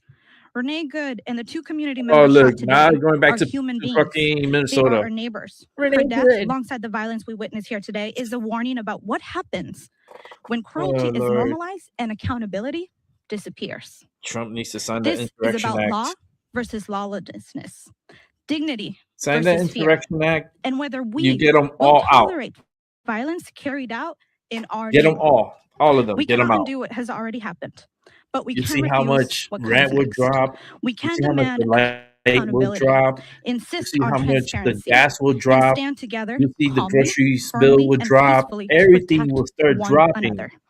Interest La rates will verdadera start seguridad dropping. nace de la comunidad, del respeto y de los Oh, Lord, derechos there she goes with humanos. this fucking Y French. eso es lo que All right, seguiremos listen, defendiendo. I'm tired of your ass. I don't got time for your shit. I got more things to watch. Let's go. We begin WFMY News 2 at 6 with developing news in I don't want to hear Minneapolis. There are still a Pocahontas whole lot of speak questions Spanish. surrounding that deadly ICE-related shooting in Minnesota. An ICE agent shot a 37-year-old woman. The agent has not been identified. I'm Tanya Rivera. And I'm Amber Lake. State and local officials are demanding ICE leave the city. Thousands of people are taking to the streets demanding justice for the woman killed. Minnesota's mayor was visibly emotional as he talked about what recklessly using power that resulted in somebody dying, getting This guy's killed. an idiot. Secretary says the officer handled himself correctly and followed protocol. This is an experienced officer who followed his training, and we will continue to let the investigation unfold into the individual and continue to follow the procedures and policies that happen in these use of force cases. Right now in Greensboro, people are downtown protesting against the ICE situation in Minnesota. Oh, yeah, Let's yeah. get right out to WFMY News 2's Nixon Yeah, Norman look, about they got their what's pride going on flag out there. too. You see the big ass lesbian flag? Get the trans flag. They Yeah, got that's the right. trans There may not flag, be thousands and a thousands red of and white protesters like there flag. are in Minnesota, but it is safe to say that We are there are human anywhere shirt. from 300 to 400 I see a protesters lot of right old now people. here in Holy shit, downtown these Greensboro, motherfuckers and don't they're sleep. all protesting the same thing. You know, these old people are ICE not and how tired. they conduct what they If they do could throughout stand the there, they nation, could go as to well work as bringing too. justice and attention to Oh, look at Renee this. Good's Oh, how name, the cute. woman who was shot by ICE just She did so yesterday beautiful in work. Minnesota. We're going to give you a look at what's going on here. There is He's a lot of moving a little chanting. Trump There are a lot of voodoo signs doll. saying stop ICE, dump Trump, stop ICE terror. We're here Stupid, and we are going to man. be here until 7 Do p.m. do when they look things wrap normal? up. But there None of are them look hundreds normal. of people in downtown Greensboro protesting ICE These are the and low the way they IQ. conduct themselves nationwide. They are looking for change. Old, young people here, all of them share that same Did they get opinion. that We're change here when live in Obama downtown was in Greensboro. office? I'm Nixon Nope. Norman, Do you WFMY expect News to 2. get change? Nope. She's talking about change. Oh goodness gracious! I need to stop watching this shit for a while. Like for real. Let's watch something different to get off fucking topic, right? Let's watch something that will be a little cleansing before we continue on with the show. Because then after that, I have like a few more to watch before wrapping it up. Let's cleanse the mind. Okay, we need this. We all need this. Here we go. Now at 1, after more than a month under an Altadena home, the California black bear is packing its bags and looking for a new place. Good afternoon. This is the KTLA 5 News at 1. Damn, that big bear was And in I'm the Lou house. Parker. That 550-pound unwanted house guest is out the door, much to the relief of one happy Altadena resident. KTLA 5's Jillian Smuckler joining us live now with exclusive details on how that bear was finally convinced to seek greener pastures. Jillian. Hi, Glenn and Lou. Yeah, we've been following this case. It is a case. I mean, there's been so many different agencies involved. This has been happening for over a month. You just mentioned it. That 550 black bear just, under the house, living its best life, but not for Ken Johnson. It's been a struggle for him. We've showed you all the different ways he tried to get it out. The state even came and tried to get it out several times and were unsuccessful, but I can happily report we were waiting for this day to come for a while now. That bear no longer under the house. So here to explain what happened to the bear, why did it finally leave? Ken Johnson, the man of the hour. This is like your late Christmas gift, isn't it? It is. It's good news. Are you relieved, first and foremost? Yes, I'm relieved. No more banging under the house and smelling him and wondering what's going on under there. I mean, it was over a month of him living under there. It's not like it was a short time. Tell the viewers, I know everyone's probably itching to know, how did you finally get him out of here? Well, there was an organization called the Bear League from Lake Tahoe that contacted me and said, we can get the bear out for you and it won't cost you anything. So they flew down here and they got him out.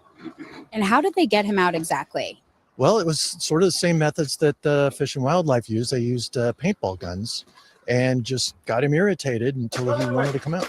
Now, it's baffling to me because, we were here when the state agency came and they did their tactics. They were here for a while. They weren't able to do it. And then, of course, they were told by the top dogs in Sacramento to pull away and end that. But this time, these guys came in here, and by the time they went in the crawl space, they were in and out of here, and so was the bear in 10 minutes. What were you processing when all of this happened, watching that bear finally leave? Yeah, I couldn't believe it was so fast. Wow. It seemed like Fish and Wildlife was here for about an hour and a half and then couldn't complete the job because of the call from Sacramento. And these guys went in, they crawled in behind him, and boom, he was out. Put him to sleep, yeah. Couldn't even get video of it. Were you relieved? Were you nervous about where's the bear going? I mean, what was that thought process looking like? Oh, yeah. When he first popped his head out and he was struggling, I could see my gas main twisting. And the first thing was like, I forgot how big he was. And just coming out, this mass, and then moving so quickly. You really forget about that when you just see his cute face. He's massive and he's destructive. He will rip that apart. And that's not going to hold. Run.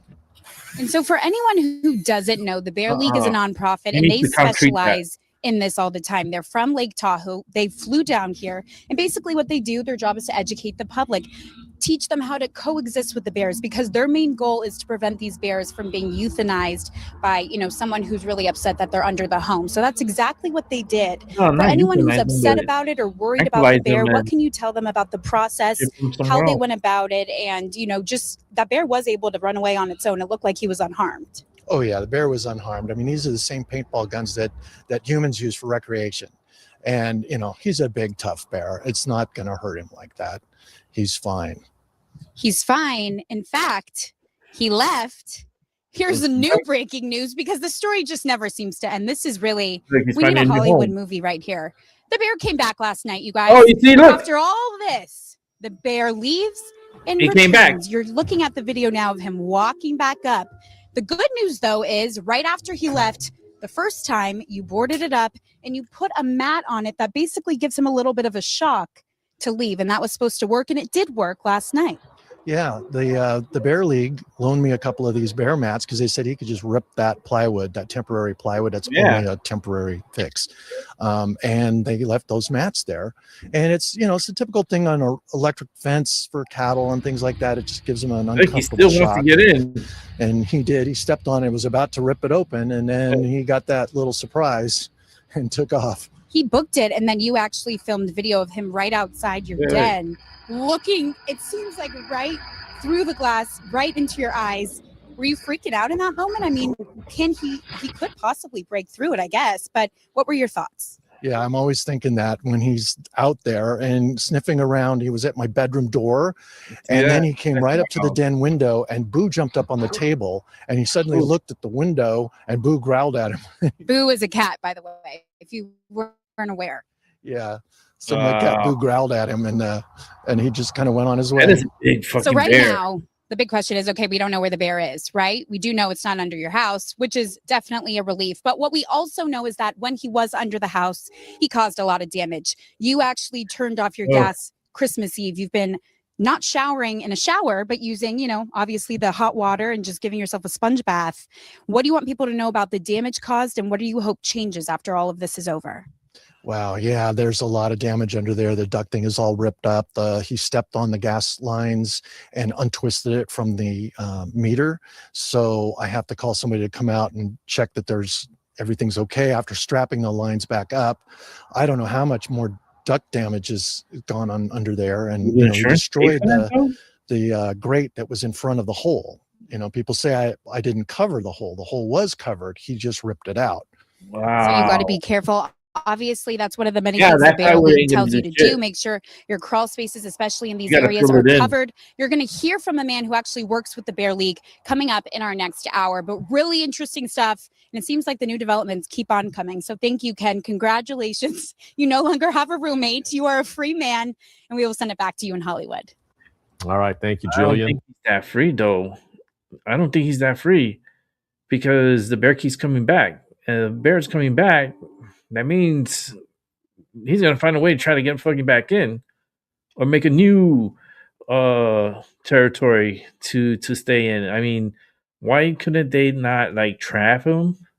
And I know he's heavy, 500 pounds. Fuck, you need a crane for that. You need a a little forklift to pick it up and put it on a truck and transport him out to somewhere far. Relocate him so that way he doesn't go back to the home.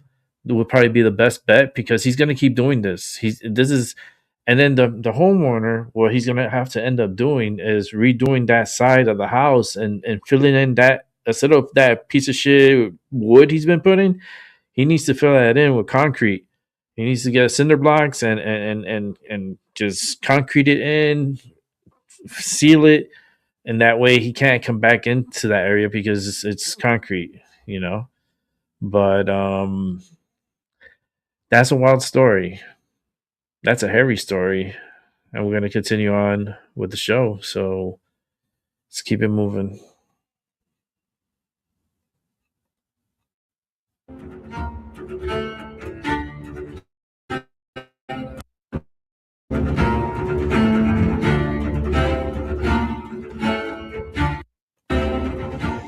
What's up, guys? Benny. The entertainment industry has publications that are littered with articles like this: late night TV's decline and vanishing cultural mandate.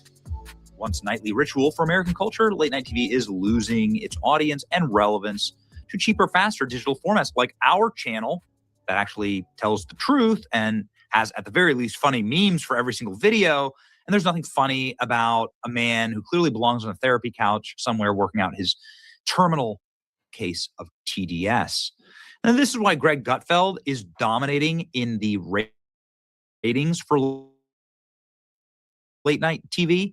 Greg Gutfeld has 2 or 3 million more viewers per, and Jimmy Kimmel, in spite of the fact that they're at legacy networks that gets taxpayer dollars.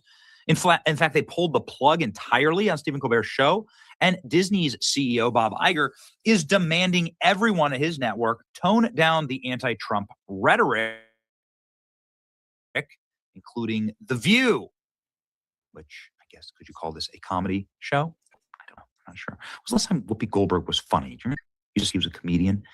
No, in fact, if you tune into ABC News' Late Night, you're more likely to find Jimmy Kimmel breaking down in tears like he does regularly.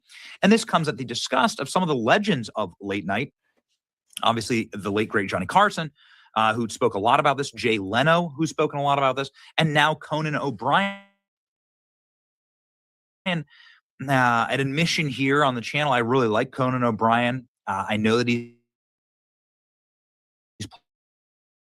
pulled some dumb stay as true. Okay, I don't know what's going on with this here. Craft as possible. And he was at the Oxford Union and asked about the Trump era in comedy. And he says, listen, late night comedians have just given up on being funny, and instead they're being angry. And nobody wants to be angry. And we talked about this a lot on the channel. I'll let Conan speak for himself. I think he makes a great point here about Trump, right? And about how comics who are not good at this are out of their league now with Trump as president. But then he makes he like turns the scalpel on comedians themselves, saying if you're a comedian, your job is to be funny. You've exchanged your best weapon for anger. Perfect. Here we go. I think some comics go the route of, I'm going to just say F Trump all the time, or that's their comedy. And I think, well, now a little bit you're being co-opted because you're so angry. You've been lulled. It's like a siren leading you into the rocks. You've been lulled into just saying F Trump, F Trump, F Trump, screw this guy. And I think you've now put down your best weapon, which is being funny, and you've exchanged it for anger. And that person or any person like that would say, well, things are too serious now. I don't need to be funny. And I think, well, if you're a comedian, you always need to be funny. You just have to find a way. And you just have to find a way to channel that anger into a way that is, because good art will always be a great weapon, will always be a perfect weapon against power. But if you're just screaming and you're just angry, you've lost your best tool in the toolbox. We've often talked about this. We've often talked about the decline here is that people need a pressure release valve. They already feel angry. People are already pissed off. They've been sitting in traffic all day. Food is too expensive. Housing is too expensive. Inflation, whatever. Their boss pisses them off. They want to come home. And the point of late night was to give the American public something to laugh at together. Exactly. And that means not that you never make fun of Republicans or that you never make fun of Democrats, but that you do actually make fun of both kind of equally, and that you don't pull punches. SNL used to do this. Late night used to do this, but now late night has just simply been the same thing that people hear all day long. Anger and raging and Trump and screeching and screeds. And they're done with it. You put down your best weapon. If you're a comedian, you need to be funny. And Jimmy Kimmel is just not funny. And the ratings prove that. Listen, there's never been worse ratings in history for late night TV. I've always liked Conan. He obviously is getting a lot of love for this. It's repetitive and angry. This is the reason I watched his show more than any others. I remember a brief time a few years back when people tried to pretend that comedy didn't actually have to be funny. They literally did this. Now, people are noting that Conan, back when he had a show, pulled like a Haiti stunt against Trump. Here's Haiti is great already. You know, the goofballs like went to Haiti to try and, I don't know, it's like move to Haiti, dude. But in spite of like some dumb gags, the last great late night host, I think Conan, more than any other working late night host right now, like actually understood the assignment. And what was the assignment here? Well, it's the opposite of what Jimmy Kimmel is doing right now. And Jimmy Kimmel last night, and the heels of a near killing of an ICE agent in Minneapolis, Jimmy Kimmel last night came out and started cursing out ICE, attacking ICE, and defaming the ICE agents, and giving what is a propaganda political speech. There's no other way to explain it. You see the opposite of what's going on here. Like he's using his platform to further attack ICE saying that Donald Trump is going to kill them. Is that going to raise or lower the temperature? Stupid. Here's a short clip here. I know what they're doing. They're trying out a new slogan. Donald J. Trump is going to kill you. It's pretty good, right? This maniac, he isn't just killing people overseas. An ICE agent today shot and killed an unarmed 37-year-old woman during an ICE operation in Minneapolis. They're there under the guise of protecting us. And of course, our president weighed in with compassion. He wrote, "I've just viewed the clip of the event which took place in Minneapolis. It is a horrible thing to watch. The woman screaming was obviously a professional agitator. And the woman driving the car, this is the woman who was killed, was very disorderly, obstructing and resisting, who then violently, willfully, and viciously ran over the ICE officer who seems to have shot her in self-defense." Now, I saw this video. It didn't look like anybody got run over to me. It looked to me like a woman got scared and tried to drive away, and they shot her. That'll be for the court to decide. Oh, yeah, of course. What court's going to decide if you guys changing the They are fucking already everything right trying now? to spin this as an action of self-defense. Having seen the video of myself, I want to tell everybody directly, that is bull. This guy's a bullshitter. This was an agent recklessly using power that resulted in somebody dying, getting killed. And I have a message for ICE. To ICE, get the out of Minneapolis. You clap for that? The people there clap for that? I want to see. To ICE, get the out of Minneapolis.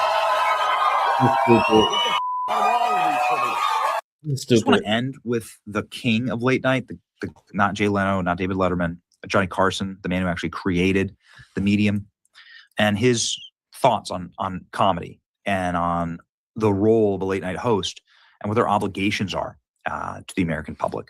And I think this is critical. And as these networks sort of rebuild their funny bone, rebuild like what is comedy, I think it's very important to listen. Here we go. I'm sensitive about the fact that people say he'll never take a serious controversy. Well, I have an answer to that. I said, now, tell me the last time that Jack Benny, Red Skelton, any comedian, used his show to do serious issues. That's not what I'm there for. Can't they see that? It's comedy. But why do they think that just because you have a Tonight Show that you must deal in serious issues? That's a danger. It's a real danger. Once you start that, you start to get that self-important feeling that what you say has great import. And strangely enough, you could use that show as a forum. You could sway people. And I don't think you should as an entertainer. That's coming from Johnny Carson. All right, guys. We got back-to-back here coming up. It's going to be Tyson De La Cruz, and then we're going to be wrapping it up. So let me set this up. And here we go. My name is Marty Jackson. I'm the Southeast Network Executive Director at the Boys and Girls Clubs of King County. America. A Seattle community activist named Marty Jackson. Taxpayer to in schools heard the Pacific West, but for been pedo fabulous money while dealing death to the very community they claim to help. Federal investigators say that she laundered money for her sons. In all, investigators say this group distributed more than 800,000 fentanyl pills throughout the U.S. The feds just added 9 more defendants to this case, bringing the total up to 23 people. And the new charges? Prostitution, human trafficking, and expanded money laundering. They were running a full-service criminal enterprise while Seattle taxpayers funded their lifestyle.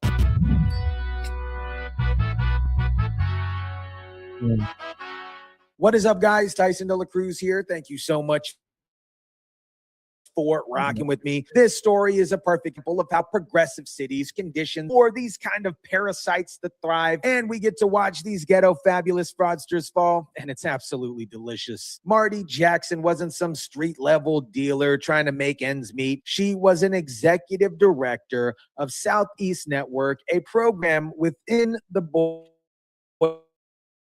and Girls Clubs of King County. She had and provided quote unquote violence interruption services at schools. A wolf in sheep's clothing. That's how federal investigators are describing Madalena Marty Jackson. Now, Jackson was an activist, and on the surface, she was focused on keeping kids safe, keeping them away from guns and violence. Federal investigators and news reports call her a wolf in sheep's clothing. On the surface, she focused on keeping kids safe from guns and violence, but behind the scenes, she was helping her family distribute drugs and create the violence that she was actually supposed to prevent. Now check this out. The city gave her organizations millions of dollars over the years. She appeared on TV after shootings, holding vigils and demanding justice. She had access to Seattle public schools through her violence prevention contracts. And the entire time she was taking drug money from her son's fentanyl operation and washing it through her nonprofit accounts. She was making structured deposits. That's when you break up large amounts into cash into smaller deposits to avoid triggering federal reporting requirements. She was using her nonprofit account as a pass-through for money changing between hands between her and her sons, and the other was used to get this store guns, community activist by day, drug money launderer by night, and she was doing it all on the taxpayer's dime. Now let me introduce you to the rest of the Jackson crime family, because this operation was a absolute true family affair. Marty's son, Marquis, work, and when I say running,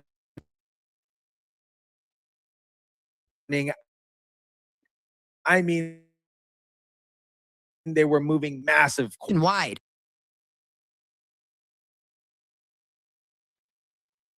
No. 146,000 pills. That is enough to kill hundreds of thousands of people. And some of those pills were directly linked to fatal overdoses in the county. But here's where the new charges get really dark. The feds just added prostitution and human trafficking charges to this indictment. Now watch what prosecutors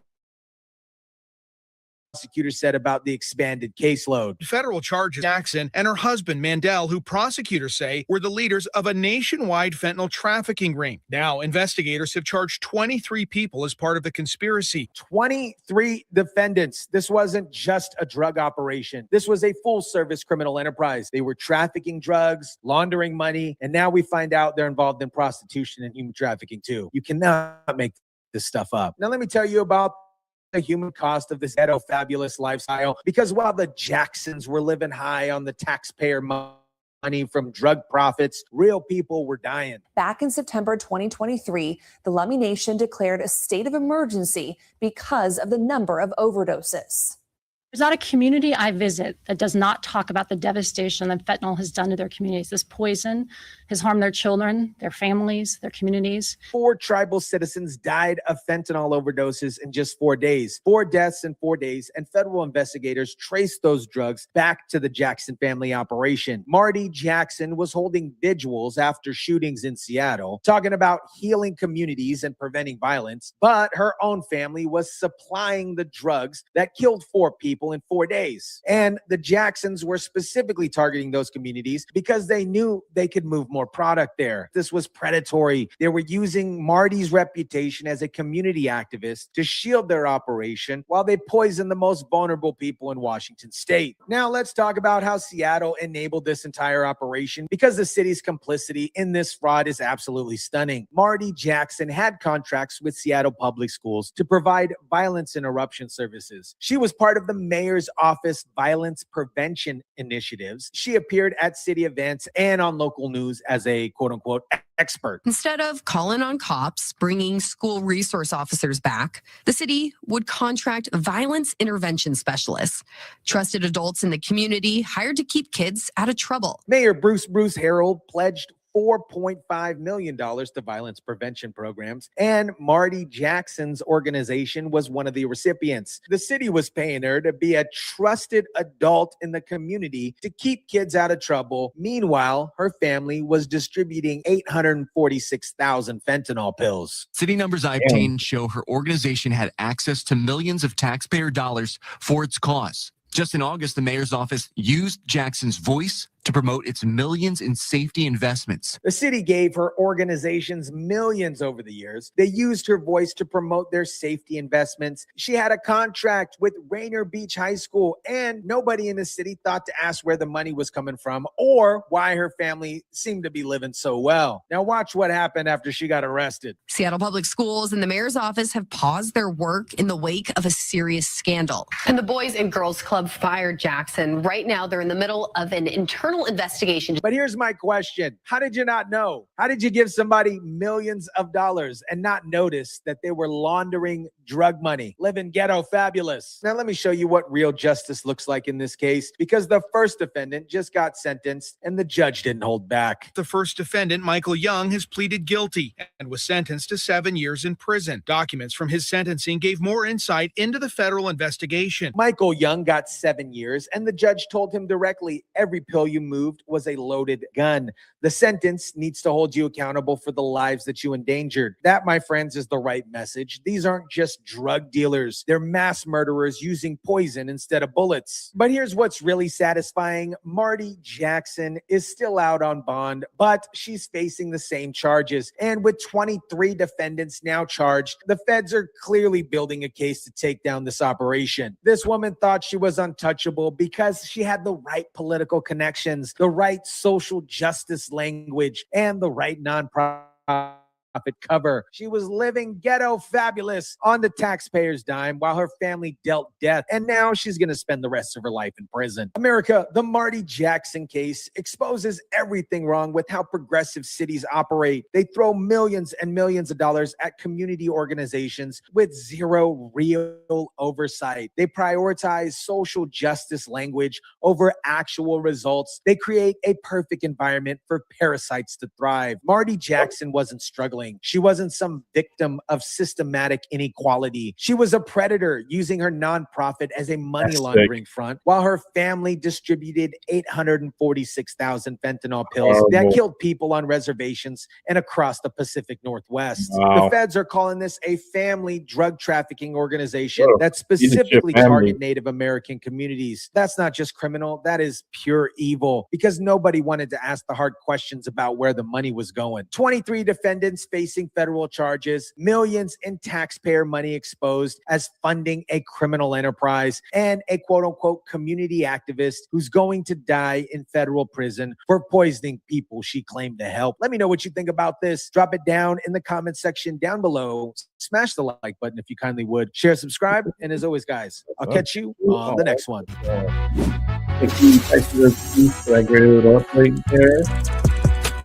See if we could get to the Fox here, see a little bit what's going on live. Give me a moment and I'll get that for us. So here we go. Check back in with Josh Sherrard. Josh has been here breaking down everything with us. We've been talking about the Minnesota incident and now today focusing on the Portland incident. Josh, a live look at Seattle, where we still see a protest in progress. So not only has that protest died down in Dallas, but we're seeing an active one in Seattle. And we're still seeing some activity courtesy of WPTV outside of Portland City Hall as well. DHS earlier today, Josh, described, and I want to speak more about this shooting that happened in Portland specifically. DHS described the occupants as Venezuelan, the occupants in the vehicle as Venezuelan, and tied them to the Tren de Aragua and a prostitution ring. And they also referenced a recent Portland shooting. Josh, how do investigators typically verify and document those type of links? So, depending on what happens in previous investigations, there's a reason that law enforcement will come across a particular individual for one reason or another during the course of investigation. It might be during the course of an arrest. And any kind of gang affiliation at that point will be documented. And part of that, proverbial file for that particular individual. Now, this can be, garnered from many times their own statements. Yes, I'm part of Trinidad Aragua. Most of these narco terrorists in this particular case or gang members are very vocal about, being a part of that. They're very proud of that, regardless of what reason.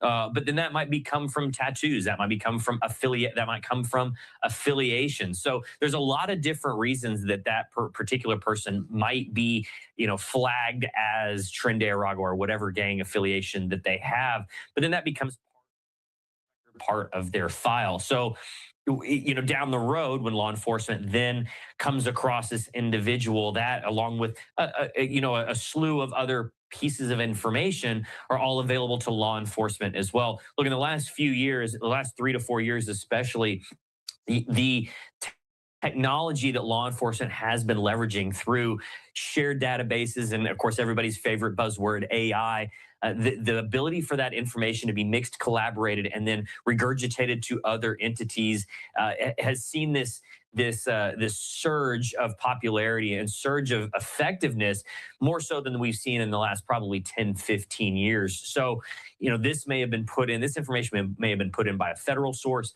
by a local source, but now it's able to be resourced by other entities, to understand who they're actually dealing with. So for whatever reason, this individual is identified as Trinidad Aragua.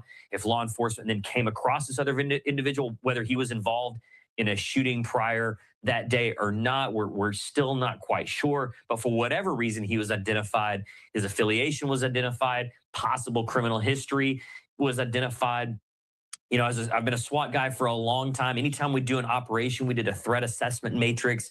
And a lot of the questions on that threat assessment matrix had to do with the person's criminal history.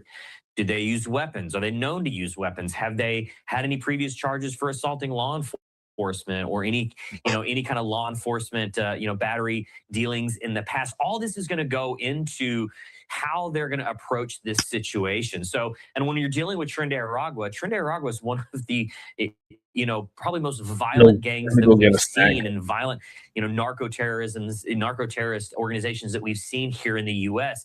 And they've had such a surge of popularity, so to speak, and population here in the U.S. in the last 2-3 years that they have been able to gain footholds in several parts of this country. They're very well known not only for their narcotics, but more so for their human trafficking, sex trafficking, and especially of minors. So these are some of the worst individuals that, unfortunately, we've had to deal with here in the U.S. And personally, I've had to deal with in Texas as a law enforcement officer as well. So all of that plays into it as well, that reputation, that affiliation to who they are and where they're from. All of that plays into how a law enforcement officer is going to approach this situation. So we're going to be here in the next coming days and weeks. We're going to see a lot more of that come to light, which should shed a lot of understanding and information on how this all played out. Josh, one thing that strikes me curious about some of these protests, I know you've seen this before, and this has really started happening in recent months, it feels like, are people wearing costumes to these protests? KPTV interviewed somebody in a frog costume moments ago. What's our understanding of why people are turning out to these events in costumes? Is it to protect their identity, to protect them from less than lethals? What's the rationale? I think that there's a few reasons, and they all kind of go hand in hand. And I think this is why we're seeing it in a lot of different places in the U.S. One is exactly what you said. They understand that these protests, they may escalate. Officers may use certain, less lethal devices, whether they be, 68 caliber devices, whether they be tear gas, anything like that. And these costumes may help in some ways protect them from some of that. Some of it is to protect their identity. They want to protest. They want to go out there. They want to show their support, but they're really not fully committed to showing their identity in that particular support. And then I think one of the larger things is obviously, as we're seeing on TV so much, is that it garners attention. They want attention. That's the whole point of a protest, right? Whether it's legitimate, illegitimate, whether it's for a big cause. But have you noticed it's been the same people every single time? Cause. The And same so people? when you see these costumes, it's for It's the same anybody people. with a camera, whether it be a journalist, whether it be a bystander. They're It going to want to show doesn't this. They're gonna change. be like, what It's is always this going to continue ridiculousness the same on? bullshit. But just that attention Trump's going to have to alone fix this shit. for somebody in a costume brings Send them attention to to the war. cause. So I think all of these causal factors kind Start of World War III. are an amalgamation Are of these why idiots? somebody would choose to do Send them this. to the But front line. in all honesty, in all of these factors, it works. We're seeing And you'll it see work. how We're fast seeing it them being changed. able to hide their identity. They may be able to get away from law enforcement, ditch the frog costume, and no one be any of the wiser. We are seeing it garner a lot of attention. Obviously, we see these as you said, we're continually seeing these. You may see the same protester may be at several different protests, but we would never notice. But a guy in a frog costume, absolutely noticing that. It's drawing attention to the cause. Back out to a live look at an area just outside of Portland City Hall. Senators Merkley and Wyden, they're the two senators who represent Oregon in the U.S. Congress. They have said that federal deployments can inflame tensions. They've urged peaceful protests. What advice would you have for protesters, Josh? What helps them protect their First Amendment activities while also preventing escalation? Obviously staying peaceful. The minute that protests turn into riots, they've not only have they lost their ability to protest, because now it is a riot. It's against the law. Police are going to shut that down. And if police shut it down, they no longer have a voice at that point. But it also hurts the legitimacy. When we look out as the vast majority of Americans, and I'm not talking about the vocal minority, I'm talking about the vast majority of Americans. When we look out and we see a protest turn into a riot, it loses its legitimacy. Americans look at that as they're abusing their First Amendment right. Why would we want to listen to them? I worked and lived in a place where we had a lot of protests, but the vast majority of them were incredibly peaceful. They were able to get that message across. They were out there for hours. They were able to talk to people. They were able to debate with people. They got that message across. But if they turned violent, we had to shut them down. We had to protect that community from just devolving into chaos. And so now their voice at that point no longer has an audience. So, my advice to those protesters: exercise your First Amendment right. That's why we're here. That's why it's the First Amendment. It is one of the most important that we have. But understand how to be effective, understand how to not get shut down, understand how to keep that voice and not allow it to devolve into riots where you're going to get that voice shut down and you delegitimize your point and your whole platform. That I think is the most important thing to realize as an American, and how to exercise that right. When we were talking to David in Dallas, he said that they're still waiting for further clarity on whether or not we'll continue to see these types of protests in their city in the days and over the weekend ahead. In general, is it safe to say that we can expect there to be an increase in protest activity typically on Friday nights, Saturday nights, if history serves us? Is that true? We obviously don't have any confirmation for the coming weekend, but is that something we should be looking out for? We absolutely should, and not to speak against anybody's cause, but understanding and having to work and having to plan for protests for a lot of my career, there's a lot of factors that go into how that protest might play out, so to speak. Weekends, obviously, people have available time. Those that may be at work during the day or during the week may say, hey, I'm not working on the weekend. I'd love to be part of this. I can be. I don't got to take off work. I want to be. So we may see a bigger crowd. In all honesty, one of the biggest factors, weather. Unfortunately, being in winter, especially in those northern states, weather plays a big role into it. And even in Dallas, we're getting a cold front here in Texas. Dallas is getting a little get which may have played into water why that truck protest ended early and just today. throw So water all that there's a stuff. lot of external factors Get a that water play cannon. into how these protests will play You out. see how fast Summer, they worst run? time They for scatter like protests. roaches. That heat literally heats people up and can get violent very, very quickly. So I could freeze hopefully, them. throughout the This thing weekend, got I'm a sure that we will not see lethal, but an can be increased amount lethal of just by protests the and decision that demonstrations they make. throughout the country. Obviously, Can we've had be a very, lethal. very busy week, as you But spray them stated, when with it water. comes to federal law enforcement. But hopefully, cooler heads will continue to The, prevail the, the, throughout the the weekend. weather as a Everybody natural will disaster understand how to make their can be a voice heard, weapon. and we'll continue to see peaceful protests because Oh, that you're is one using of the the things this weather country as was a built on. weapon. Anything else that we should be watching for in the days and weeks ahead? What are your big questions about the incident in Minneapolis and the incident in Portland tonight? The incident in Minneapolis is going to be the ability for local government and federal government to try and work together through this investigation. There is obviously, in the last couple of weeks, an incredible amount of tension with completely unrelated issues going on within the Minnesota government and then the federal government. And obviously that's going to play a very large role into how this investigation is going to continue to move forward. And unfortunately, I think that there's going to be a very tense bifurcation in that investigation in Minneapolis that is not going to play out very, very well. So I'm going to be very interested in watching that very closely to see, how the federal government is going to try to handle this investigation and how the Minnesota state government is going to handle theirs. And if we're going to try to see criminal charges on the Minnesota state government come from that shooting, as we move forward. On the Portland side, a very, somewhat similar. I think once again, we're seeing a lot more tempered environment and a lot more cooler tempers on the Portland side. We're going to see a lot more facts come out in the next 12 to 18 hours about the Portland side. There's still a lot we don't know about how it played out, but hopefully we get some more facts.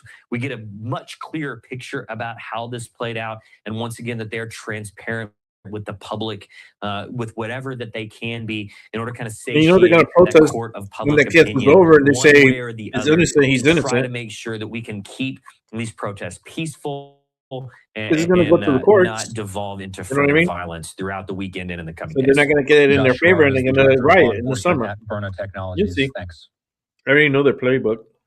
We are going to keep tabs on any and all live shots that we have coming into the newsroom, including this vantage point in Seattle, where our video journalist with KCPQ has been pretty much walking in tandem with what appears to be a march in Seattle. It's time for us here at Live Now to take a quick commercial break. Our coverage continuing in a moment. All right. So as they go and take their little break and have their little marchers go all around, let's go ahead and show the last. Okay.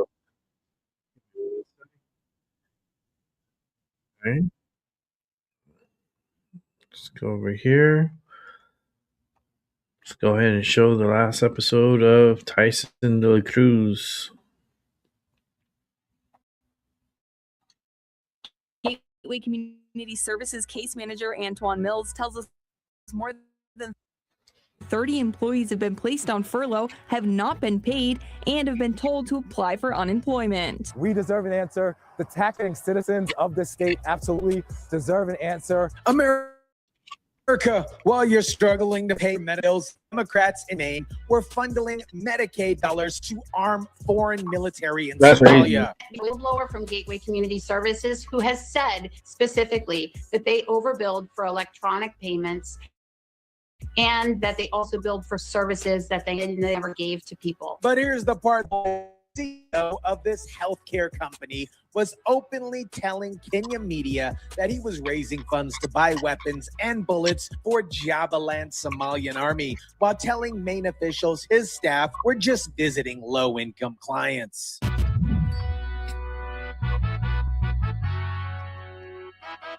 What is up, guys? Tyson de la Cruz here. Thank you so much for rocking with me. We're not talking about Medicaid fraud anymore. We're talking about American taxpayers potentially funding foreign military operations while Democrats look the other way for years. Let me introduce you to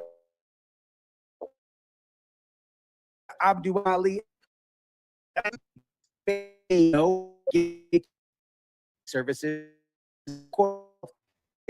army with weapons, bullets, and military supplies. We go into full details of the whistleblower exposing this just a couple weeks ago from Community Gateway Services. If you want to check out that video, it'll be somewhere in the link above.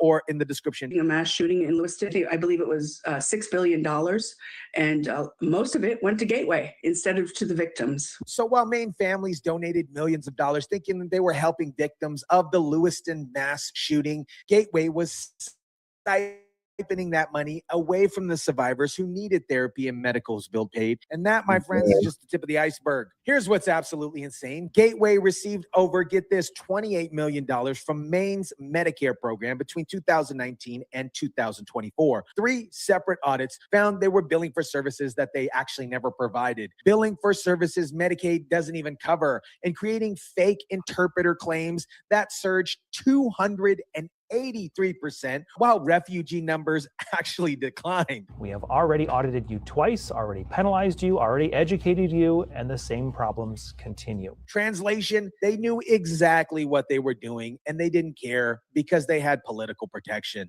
Now here's where this goes from fraud to full-blown corruption. Meet Representative Diak Dalak, I probably butchered that name, one of Maine's first Somalian American lawmakers. Sounds pretty impressive, right? Except she used to work as an assistant executive director for Gateway Community Services LLC, the exact entity under investigation for fraudulent billing. And where does she sit now? On the Legislators' Appropriations and Financial Affairs Committee, the committee that oversees Medicaid spending. The person who was supposed to be preventing Medicaid fraud used to work for a company committing the fraud and potentially funding foreign militaries. But she sits on a number of boards in the Somali and Lewiston community that oversees hundreds of millions of dollars. The House Oversight Committee, Comey has said her name in a specific document about people who need to be investigated. So she needs to come off of this committee. She can continue to serve, but she shouldn't oversee the taxpayer funds of this state at this time. Republicans are demanding that she be removed from the Appropriations Committee, and Democrats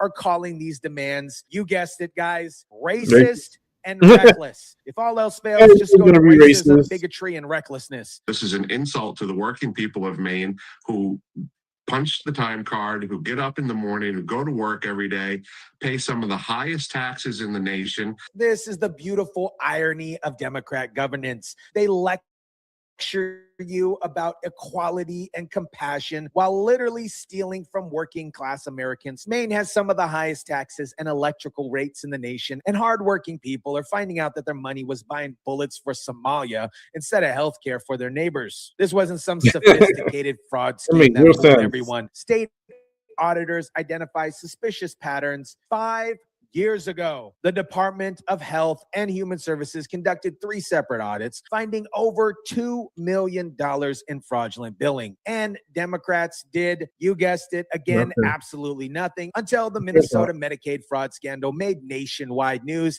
and they couldn't ignore this anymore. In recent weeks, we've seen massive welfare fraud scandal break out in Minnesota. It's Spider-Man right now. Disturbing similarities to that in Minnesota.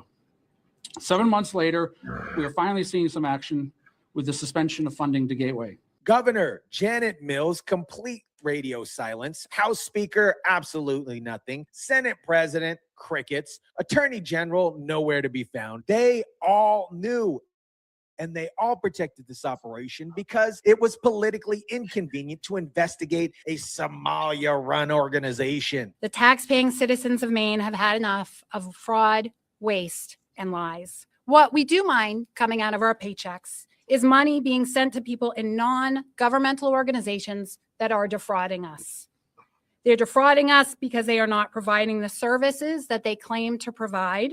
Maine Republicans have been sounding the alarms for years. The House Majority Leader sent a letter to Governor Mills a year ago with specific questions about Gateway's fraudulent billing. She never responded. He gave the letter to the Speaker of the House. Nothing happened. He gave it to the Maine media.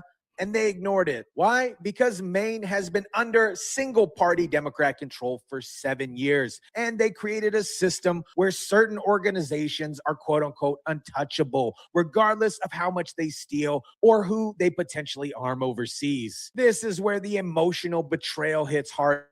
After the Lewiston mass shooting, Maine's deadliest mass shooting in history, the community rallied together and donated approximately $6 million to help victims and their families pay for therapy, medical bills, and funeral expenses. Gateway Community Services was put in the steering committee to distribute those particular funds. And according to whistleblowers, most of that money never reached the victims. It was quote unquote misappropriated. That is a polite word for stolen. Amy Sussman, an advocate for shooting victims, reached out to Governor Mills 30 times, and absolutely no response. She reached out to legislators. Most of them ignored her because in Democrat-run Maine, protecting political connected organizations matters more than actually helping mass shooting victims. So let me paint the full picture for you. Maine taxpayers funded a quote-unquote healthcare company that billed for services that they never provided, potentially used that money to arm foreign militias, stole donations meant for mass shooting victims, and had a former employee sitting on a committee that oversees the budget they were stealing from, all while Democrats in power ignored the warning signs for 5 freaking years. Now here's where this transcends from a state-level corruption and becomes a federal national security issue. Using American taxpayer money to fund foreign militias could constitute material support for terrorism under federal law. The Jubaland Somalia Army operates in one of the most unstable regions in the world. Somalia has been a failed state for decades with various militia groups, including al-Shabaab terrorists fighting for control, and we potentially have an American healthcare CEO using Medicaid dollars to buy weapons and bullets for one of these armed groups. This isn't a new story. This is something we have known about. This is something that the state itself, the DHHS, has known about through program integrity audits. And we have been sounding the alarm on this, trying to find out what these people are going to do about it. Congressman James Comer has now launched a federal investigation connecting Maine's fraud to the multi-billion-dollar Minnesota Medicaid scandal. This is a lot bigger than just some isolated incidents. This is a nationwide criminal enterprise with international implications. How many other states by the end of this year that we will find out have similar operations? How much American taxpayer money has been sent overseas to buy weapons while Americans can't afford their own medical care? America, this story reveals something far more sinister than typical government waste. Democrats in Maine had 5 years of warnings, 3 separate audits, whistleblowers blowing whistles, a federal investigator identifying suspicious patterns, and they did nothing because investigating a Somalia-run organization is politically inconvenient or would be considered racist. Why was Gateway Community Services, a company that had already received multiple notices of overbilling,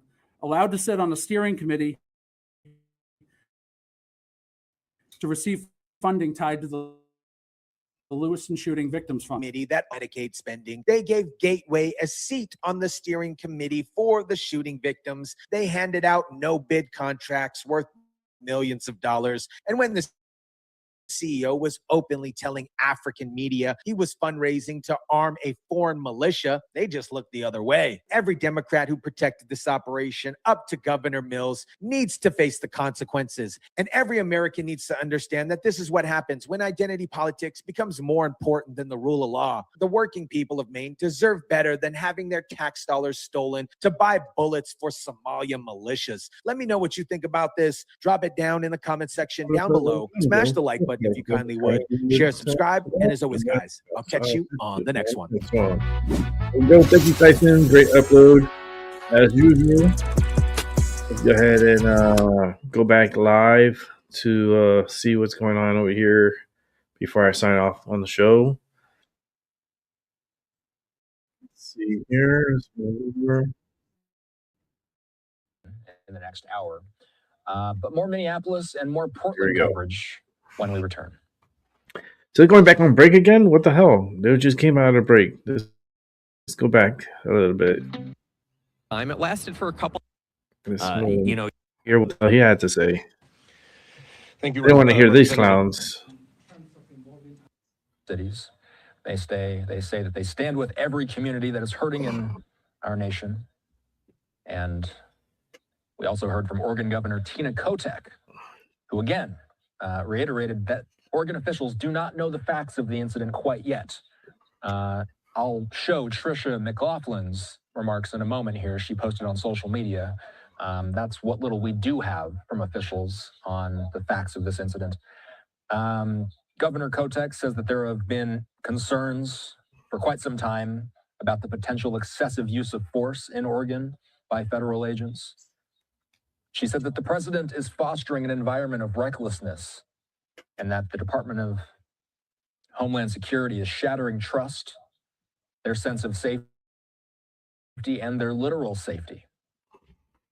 Governor Kotek saying that they are going to remain vigilant, and they encouraged the public to remain peaceful in opposition to the federal government. They said, don't take the bait.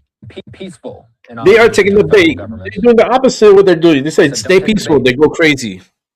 And she is sharing those People messages, are all no doubt, opposite. with people like who we're seeing on the screen right now. We've been watching a peaceful demonstration outside Portland City Hall. Yeah, but there's like maybe like what, Governor 20 Kotek, by the people way, there? says that she has not been in touch Like with zoom federal out and you'll officials see. since the shooting Not that took many place. people. A lot to discuss on this. This reminds me of the busy Hunger news day. Games. I feel like Remember we've the been Hunger, saying that the every last night all week. series of the Hunger Games, the last movie? And standing by is Josh How they used to Sherrard. just do He's propaganda. a show and the They director just of law enforcement at Byrna you have to Technologies. watch the He's here movie. with us to discuss the latest in Portland and in It was like a Minneapolis. propaganda war. Josh, I'm going to leave these images of this protest on our screen. A few questions. And let's just start off by playing Tricia McLaughlin's remarks here. She posted a two-part statement on Twitter. She says, here are the facts. At 2:19 Pacific time, Border Patrol agents were conducting a targeted vehicle stop in Portland. The passenger of the vehicle and the target is a Venezuelan illegal alien affiliated with the transnational Tren de Aragua prostitution ring and involved in a recent shooting in Portland. The vehicle driver is believed to be a member of the vicious Venezuelan gang, TDA.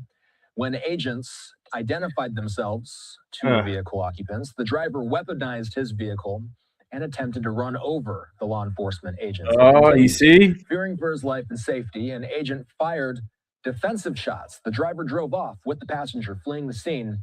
The situation is evolving and more information is forthcoming. So That's this is where I'll add crazy. my 2 cents into this. After this took place, Portland officials say the two people in that vehicle drove off and then eventually made contact with Portland police. They put a tourniquet on the injured. And as of now, we do not know the condition of the two people in that vehicle. Oregon official says they don't know the identity of those two people and they do not know their current condition. My first question for Well, you, Josh. they gotta get them at based ICE, on get them at the DHS hospital. saying this started as a targeted vehicle stop and Portland officials saying that local police were not a part of the operation. What does a standard federal vehicle stop plan look like in a city? And what safety steps are expected before agents typically even approach a car? You know, that really is dependent on the situation and really what the reason for that targeted vehicle stop was. Was this just based off of a tip that there was an illegal in the vehicle? Had they had prior dealings with this individual? You know, there's been, kind of rumors and statements flying around that this individual was involved in a shooting prior that day. Was this part of that investigation, or were they trying to apprehend him in order to question him more about that particular shooting? Those are the questions that we're going to need to have answered to kind of understand what the purpose of this, quote, targeted vehicle stop was. But this could have been something as mundane as a standard traffic stop where you get behind the vehicle, you turn on your emergency equipment, you get them to pull over and you approach it that way. Or it could have been something a little bit more, intentional. And one of the tactics that we still teach is this vehicle intervention tactic where we box vehicles in order to make sure that it's very difficult for them to flee, or we control the scene much more intentionally and much more, kind of aggressively to make sure that we can maintain control of that vehicle. We're actually pin vehicles in and pull people out. So that's the questions moving forward that we're going to have to answer is what did this quote targeted vehicle stop look like?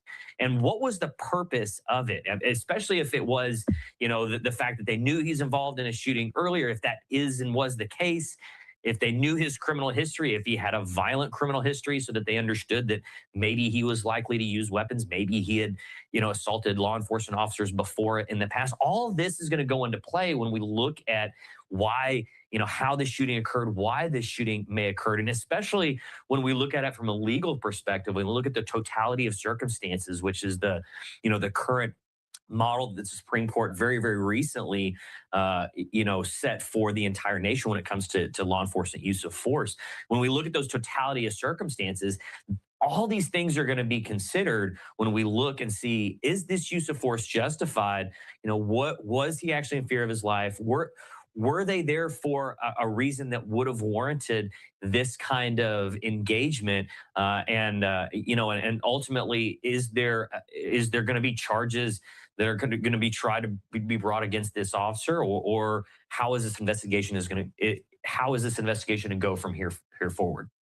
A live look at the White House just past 10 p.m. in the nation's capital, Josh. DHS says the driver, quote, weaponized the vehicle and tried to run over agents earlier today. In use of force training, what specific cues typically separate a dangerous escape attempt from a lethal threat vehicle assault that could justify a shot? This is one of those things that we have a lot of case law to look at over the last, several decades, and even over the last several years when it comes to what really qualifies when you're using a vehicle as a weapon, what really qualifies as, hey, are they trying to commit serious bodily injury or death, or are they trying to escape? And unfortunately, we don't know if there was video of this incident, what angles we have.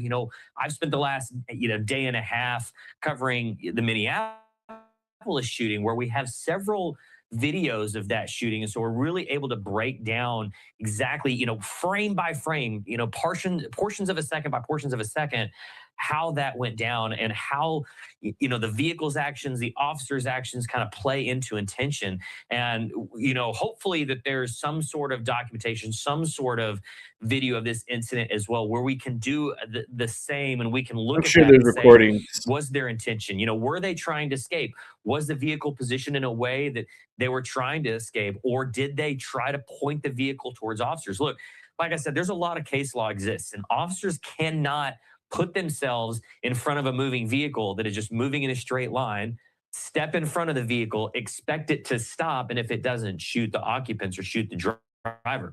They have to be in a position where that vehicle, it was very easy to see where that vehicle it made an intent, a very intentional movement to try to hit those officers. And that's what we're going to be looking for, in any kind of video I'm telling you, evidence this is that we going to find start another to riot. try to see Because that if they don't intent. get their Was way in there court, intent? they're going to Because start that's really what it protesting comes and bringing down the Reckless city. behavior is one thing, but I intent guarantee to it. I commit see serious it. bodily injury or death is really going to This is like define whether this the was a replay. justified shooting or not.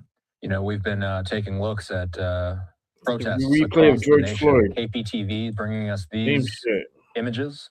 The only And thing is I that have it's a to white say, girl, so we're they going can't to really have to go remain vigilant use the ourselves racism here part, in the media tonight, just in case we do see any That's more why the protest Democrats activity are not in too other major happy, cities because they across the can't say, country. "Oh, racism, racism." This oh." protest is It's a white outside girl, so they're like, Oregon, "Oh shit, outside Portland City Hall. wrong color." Oregon Attorney Oh, we General can Dan still Rayfield agitate today them and say all called for this stuff. Let's just transparency do and it. accountability over You know what I mean? concerns related to excessive force with this incident in Portland today. So, Josh, video, what, if anything, can be shared early from police without compromising the case, whether that be body cam footage, etc.?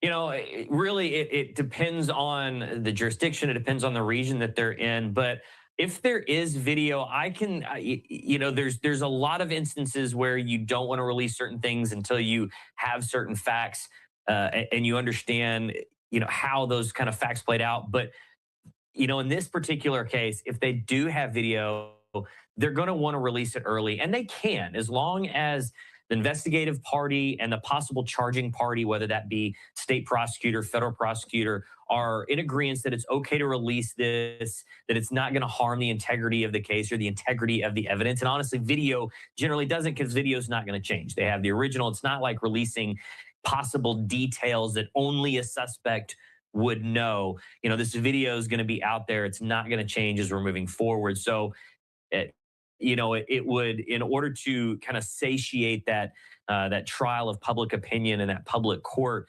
it would behoove them, and it's in the best interest of law enforcement to release it, to say, hey, look, here's the evidence we have. This is what we're looking at, regardless of whether the video would tend to exonerate the officer or not.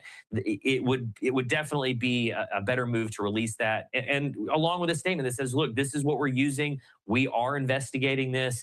We're trying not to make really preliminary conclusions until we have all the facts, but here's what we're looking at. Because unfortunately, at this point, especially with the distrust that's going on both sides, whether it be, state and local government or federal government, holding on to evidence that it's not going to hinder the case and the integrity of that case, holding on to any of that at this point is just going to look like a lack of transparency. The best thing that everyone can do at this point is be as transparent as they can in order to garner whatever trust they can have between the two governments. Because once again, as we're seeing with the Minneapolis shooting, as we're seeing with this shooting, and anything that has to do with ICE in many of these regions, that trust just isn't there. Country.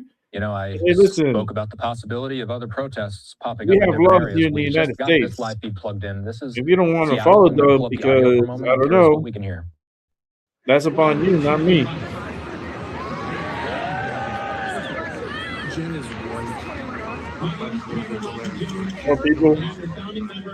More people in the mission in 2026 is to do my part to inspire moral courage in you.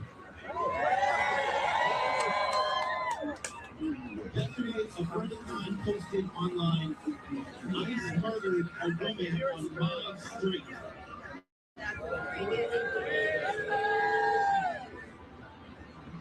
Like many of you here tonight, I was outraged by the president's response and horrified how dire this situation has become.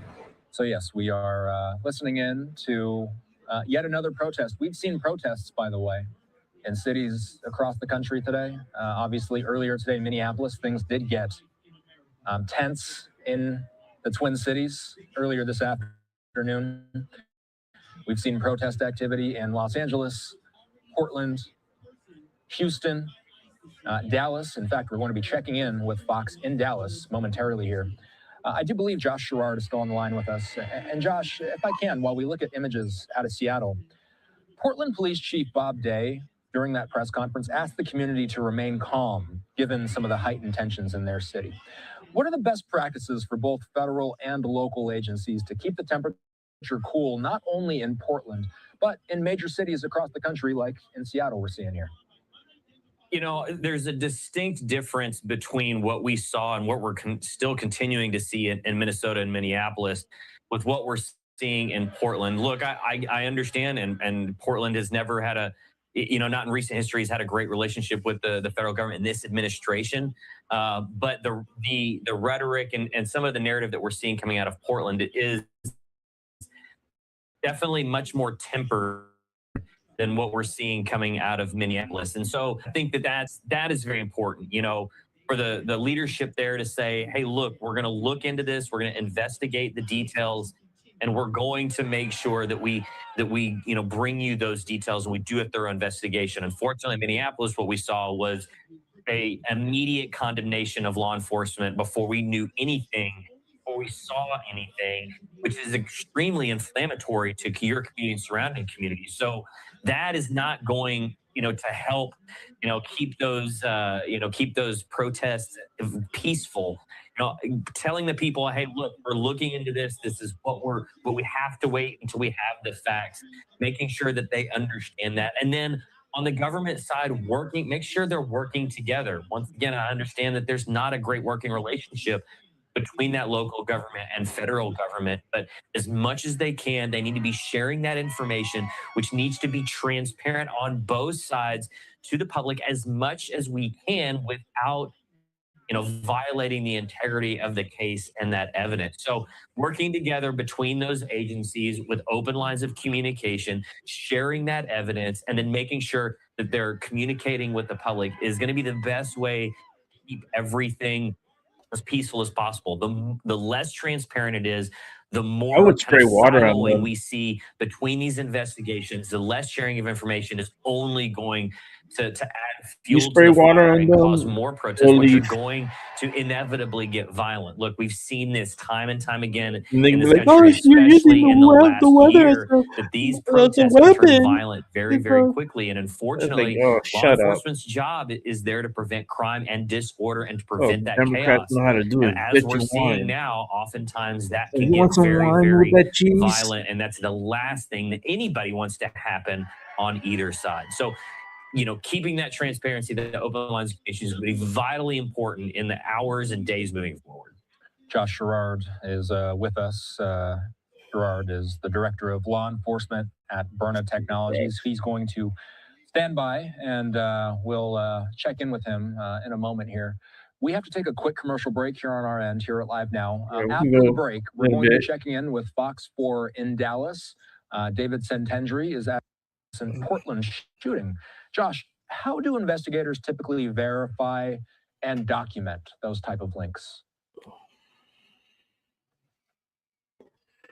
Can't hear you. Depending on what happens in previous investigations, there's a reason that law enforcement will come across a particular individual for one reason or another during the course of investigation. It might be during the course of an arrest.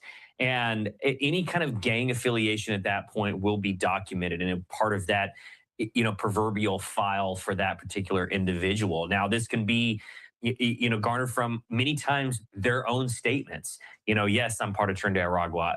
Most of these, narco terrorists in this particular case or gang members are very vocal about, being a part of that. They're very proud of that, regardless of what reason. But then that might come from tattoos. That might come from affiliation. So there's a lot of different reasons that particular person might be, flagged as Trinidad Aragua or whatever gang affiliation that they have. But then that becomes part of their file. So, down the road, when law enforcement then comes across this individual, that along with a slew of other pieces of information are all available to law enforcement as well. Look, in the last few years, the last 3 to 4 years especially, the technology that law enforcement has been leveraging through shared databases and, of course, everybody's favorite buzzword, AI, the ability for that information to be mixed, collaborated, and then regurgitated to other entities has seen this surge of popularity and surge of effectiveness, more so than we've seen in the last probably 10, 15 years. So, this information may have been put in by a federal source, by a local source, but now it's able to be resourced by other entities, to understand who they're actually dealing with. So for whatever reason, this individual is identified as Trinidad Aragua. If law enforcement then came across this other individual, whether he was involved in a shooting prior that day or not, we're still not quite sure. But for whatever reason, he was identified, his affiliation was identified, possible criminal history was identified. I've been a SWAT guy for a long time. Anytime we do an operation, we did a threat assessment matrix. And a lot of the questions on that threat assessment matrix had to do with the person's criminal history. Did they use weapons? Are they known to use weapons? Have they? They knew who they were going after. Come on, they're protecting the fucking criminal. Any kind of law enforcement, They battery were dealings in the past. serving All this is a going to go warrant into for his how arrest. they're going to approach this situation. So, And when these you're dealing with people Trinidad are Aragua is one of protesting the, because probably two most people they got violent gangs wounded that we've seen and because they violent, tried to hit the narco officers terrorism, with their narco vehicle. terrorist organizations that we've seen Same here thing in that the happened U.S. in And Minnesota. they've had such Are you a kidding me? surge of popularity, so to speak, That shows how much and ignorant population here people in the we U.S. in have the last in our 2 to 3 country. years that That they have been able to they're gain just footholds soft. in several parts of this There's a country. bunch They're of very well softies known, right here. not only for their narcotics, but more so I think I for want to their call human them trafficking, sex soft trafficking, tacos. and especially They're of a bunch of minors. soft So these are tacos. some of the worst individuals that, And unfortunately, look, they we've have had their to deal with here in little, the U.S. And their personally, little I've from had to deal the, with I in forgot how you Texas call as a that law shit. enforcement officer as well. So So all of that these people are plays getting into it. paid You as see, well. here's That another one with the affiliation to who they are and where they're from. around All with of that that. plays So this into is paid. how law This is enforcement all officers are paid going to for. You approach know that, this right? situation. So we're going to These people are be getting here in the paid. next coming days and weeks. We're going to see a lot more of that come to These are light, paid which should shed protesters. a lot That's what they do. They get all these people and they understanding and pay them. information on how this all played out.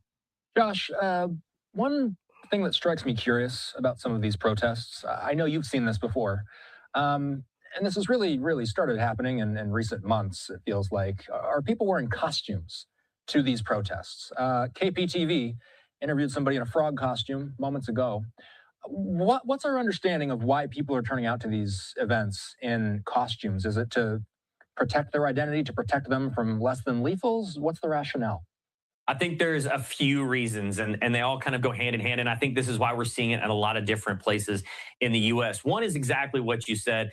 You know, they understand that these protests, they may escalate. Officers may use certain, less lethal devices, whether they be, 68 caliber devices, whether they be tear gas, anything like that. And these costumes may help in some ways protect them from some of that. Some of it is to protect their identity. They want to protest. They want to go out there. They want to show their support, but they're really not fully committed to showing their identity in that particular support. And then I think one of the larger things is obviously, as we're seeing on TV so much, is that it garners attention.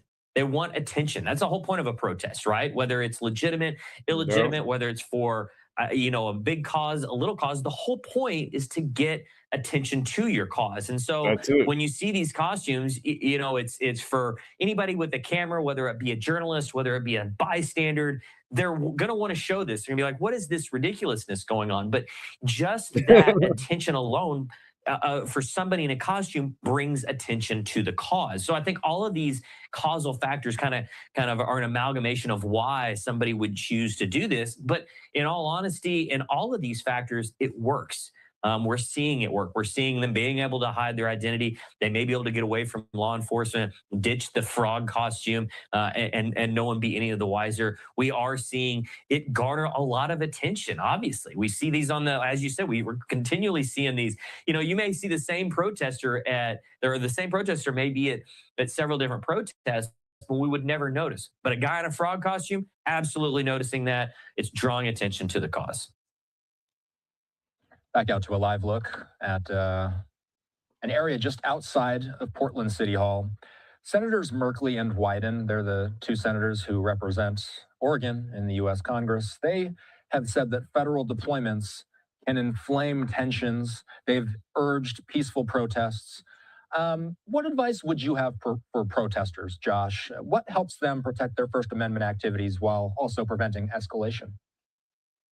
Obviously staying peaceful. The minute that protests turn into riots, they've not only have they lost their ability to protest because now it is a riot. It's against the law. Police are going to shut that down. And if police shut it down, they no longer have a voice at that point. But it also hurts the legitimacy. When we look out as the vast majority of Americans, and I'm not talking about the vocal minority, I'm talking about the vast majority of Americans. When we look out and we see a protest turn into a riot, it loses its legitimacy. Americans look at that as they're abusing their First Amendment right. Why would we want to listen to them? I worked and lived in a place where we had a lot of protests, but the vast majority of them were incredibly peaceful. They were able to get that message across. They were out there for hours. They were able to talk to people. They were able to debate with people. They got that message across. But if they turned violent, we had to shut them down. We had to protect that community from just devolving into chaos. And so now their voice at that point no longer has an audience. So, my advice to those protesters, exercise your First Amendment right. That's why we're here. That's why it's the First Amendment. It is one of the most important that we have. But understand how to be effective. Understand how to not get shut down. Understand how to keep that voice and not allow it to devolve into riots where you're going to get that voice shut down. Learn how and you to use your voice in a proper time. Your point and your whole platform. This is not a proper that time. I think is the most important You're trying to protect these illegals. Realize as an American, no, how they got to exercise that right. When we were talking to David in Dallas, people are so confused, he man. said that They're still waiting for further clarity on whether or As I not said, we'll Trump continue to is see these just types of protests slacking in their on the city in the Insurrection Act. days and over the weekend Sign the ahead. fucking paper already. In general, is it safe to say Sign that the Insurrection we Act, can and you'll expect see there to be all an this increase in will protest be activity, gone. All typically these on people will be Friday gone. nights, Saturday nights? No if more history of this serves us? bullshit. Is that Like, true? I'm We obviously tired don't of have this any fucking Hunger confirmation for the Games coming type weekend, but of is fucking that something we television. should be looking out for? It's like, We it's absolutely bullshit. should, and not to not to speak against anybody's cause, but understanding and having to work and having to plan for protests for a lot of my career, there's a lot of factors that go into how that protest might might play out, so to speak. Weekends, obviously, people have available time. Those that may be at work during the day or during the week may say, hey, I'm not working on the weekend. I'd love to be part of this. I can be. I don't got to take off work. I want to be. So we may see a bigger crowd.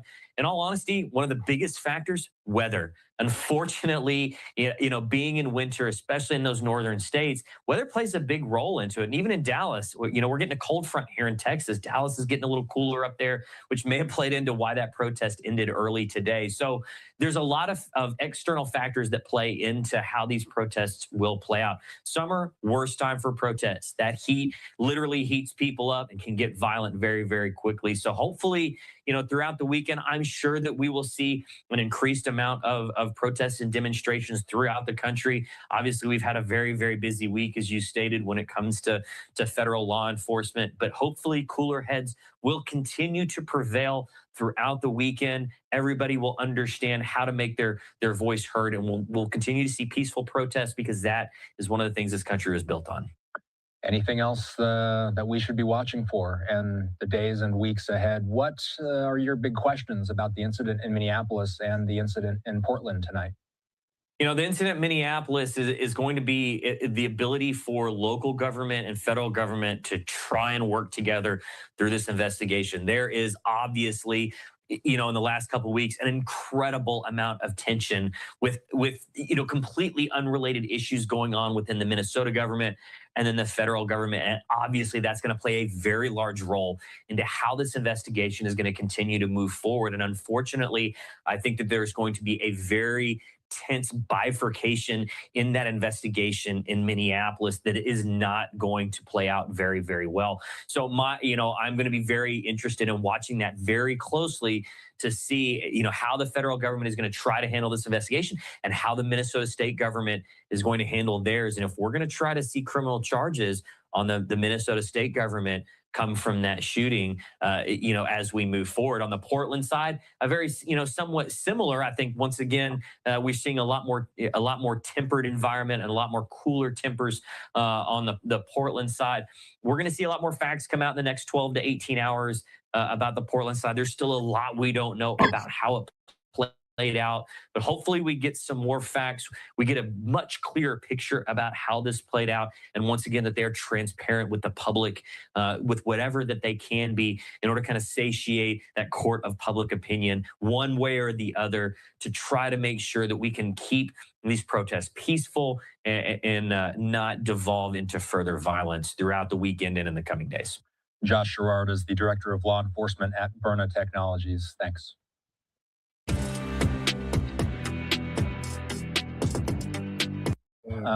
Reuters had this exclusive, saying U.S. officials are discussing giving every Greenland resident a lump sum payment of about $10,000 to $100,000 in order to convince them to secede from Denmark.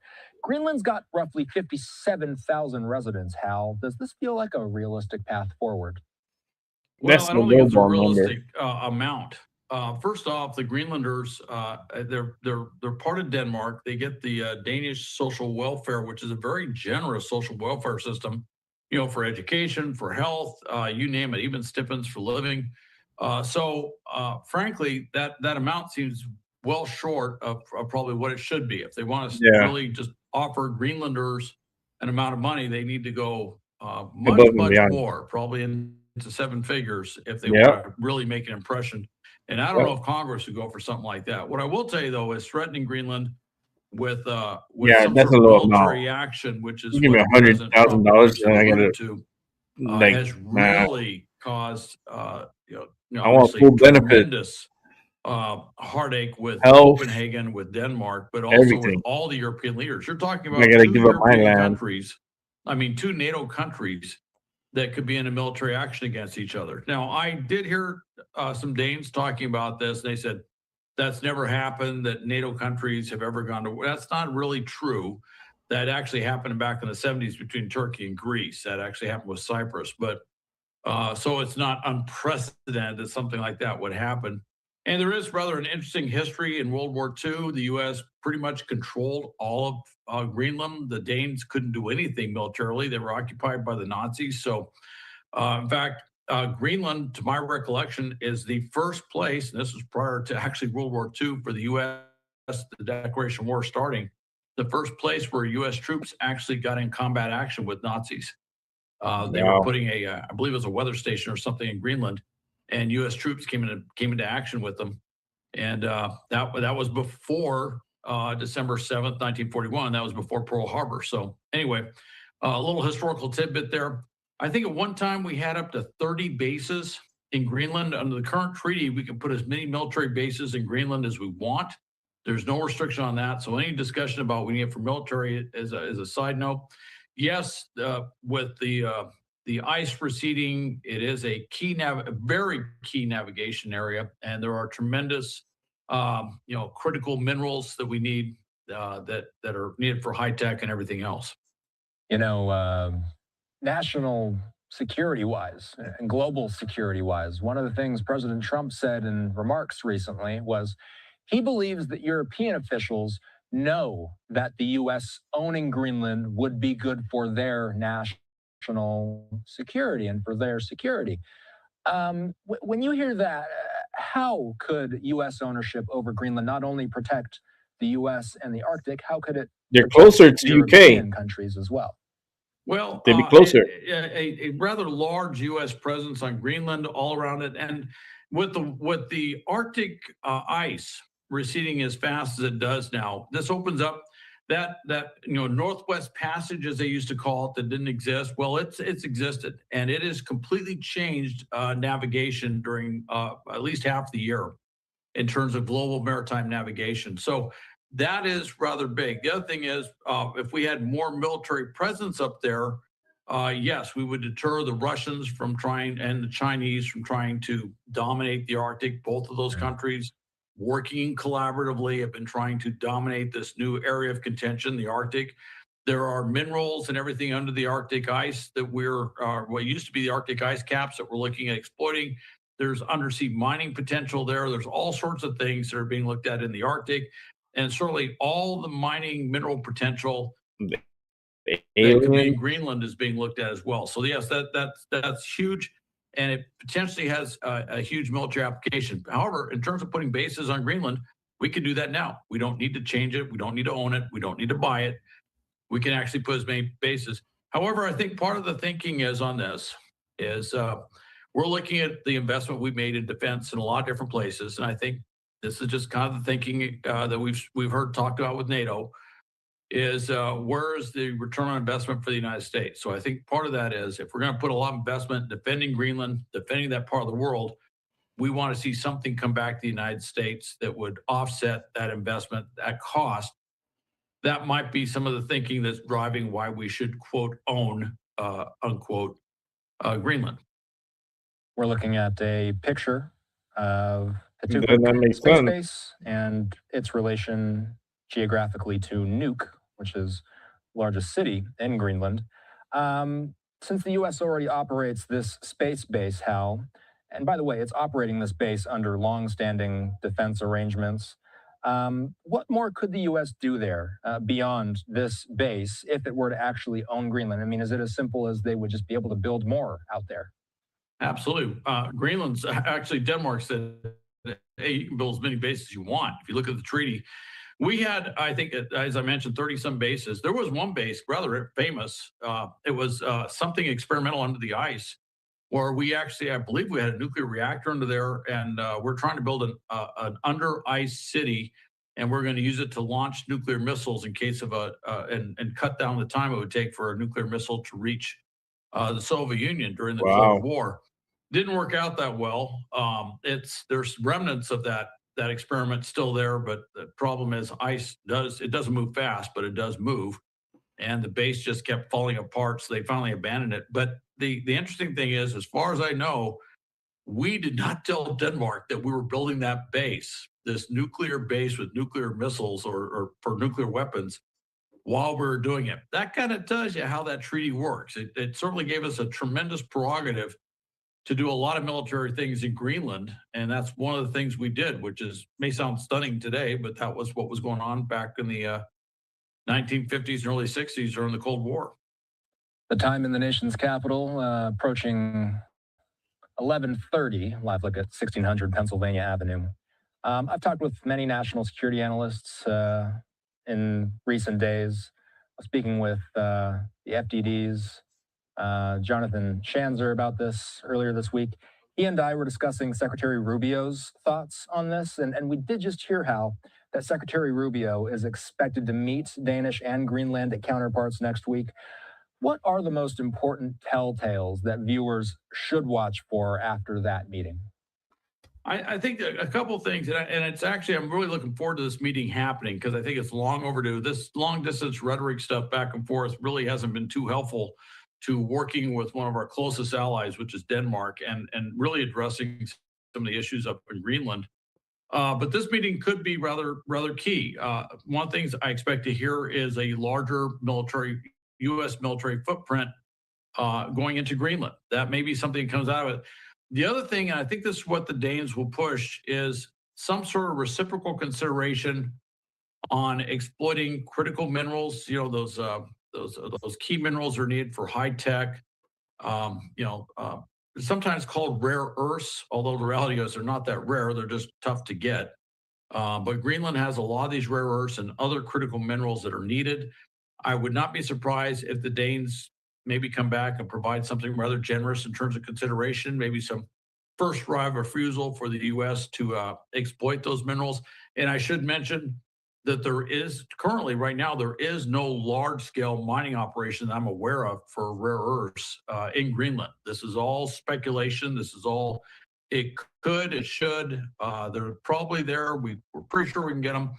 And we're pretty sure that there will be some way to exploit these at some point in the future. So, it's rather interesting when they discuss, the whole mining potential up in Greenland. Hal Kemp for joining us. Hal is a retired Marine intelligence officer, national security analyst, and the host of the Strap podcast. Hal has a new episode out this week discussing everything going on in Venezuela. Hal, good to see you. Thanks. All right. Thank you, Austin. Of course. All right, guys. I'm going to wrap it up for tonight. It's already late, and I'm getting tired. But the people, they're going crazy again. It's like kind of like a little anniversary every 2 to 3 years. We have these type of protests, and they go out there, they start acting crazy. This weekend possibly is going to be crazy. So stay away from these stupid cities. Stay away from these stupid people. I mean, they got nothing else to do in their lives, so they want to go outside. And I hope, listen, I can easily diffuse all these problems. Get a water cannon, get a water truck, and you go out there and you just spray water all over the street, all over the sidewalks.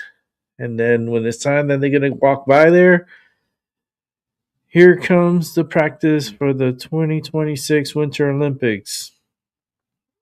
Figure skating, bobsled team, all winter sports will be perfect timing, because it's cold as fuck out there. And then if you want, you can water the people. Use the nature. They're like, oh, you're using the nature as a weapon, a natural disaster weapon on us. You're shooting water at us, and we're here using our First Amendment right. I want to use my First Amendment rights, and you're throwing water at me. Right. I will fucking spray them motherfuckers so much on their face, and their fucking nose rings, and their fucking, they just look fucking crazy. Anyhow, I'm gonna sleep. I'm fucking tired. I know you guys are tired too. So have a good morning, good afternoon, and a good night. And I'll catch you on the flip side. I'll be back on here tomorrow. hopefully at 7:30, if not 8 o'clock. If not 8:30, I don't know. I haven't been feeling too good because my back fucking hurts. And when rain comes, and we're getting rain tomorrow and possibly on Saturday, I'm already feeling it, and it kind of sucks. But I just do my best. I got physical therapy tomorrow morning, so I hope they'll help me out with some of this craziness that I'm going through. All right, guys, have a good one. I'll see you tomorrow. Peace.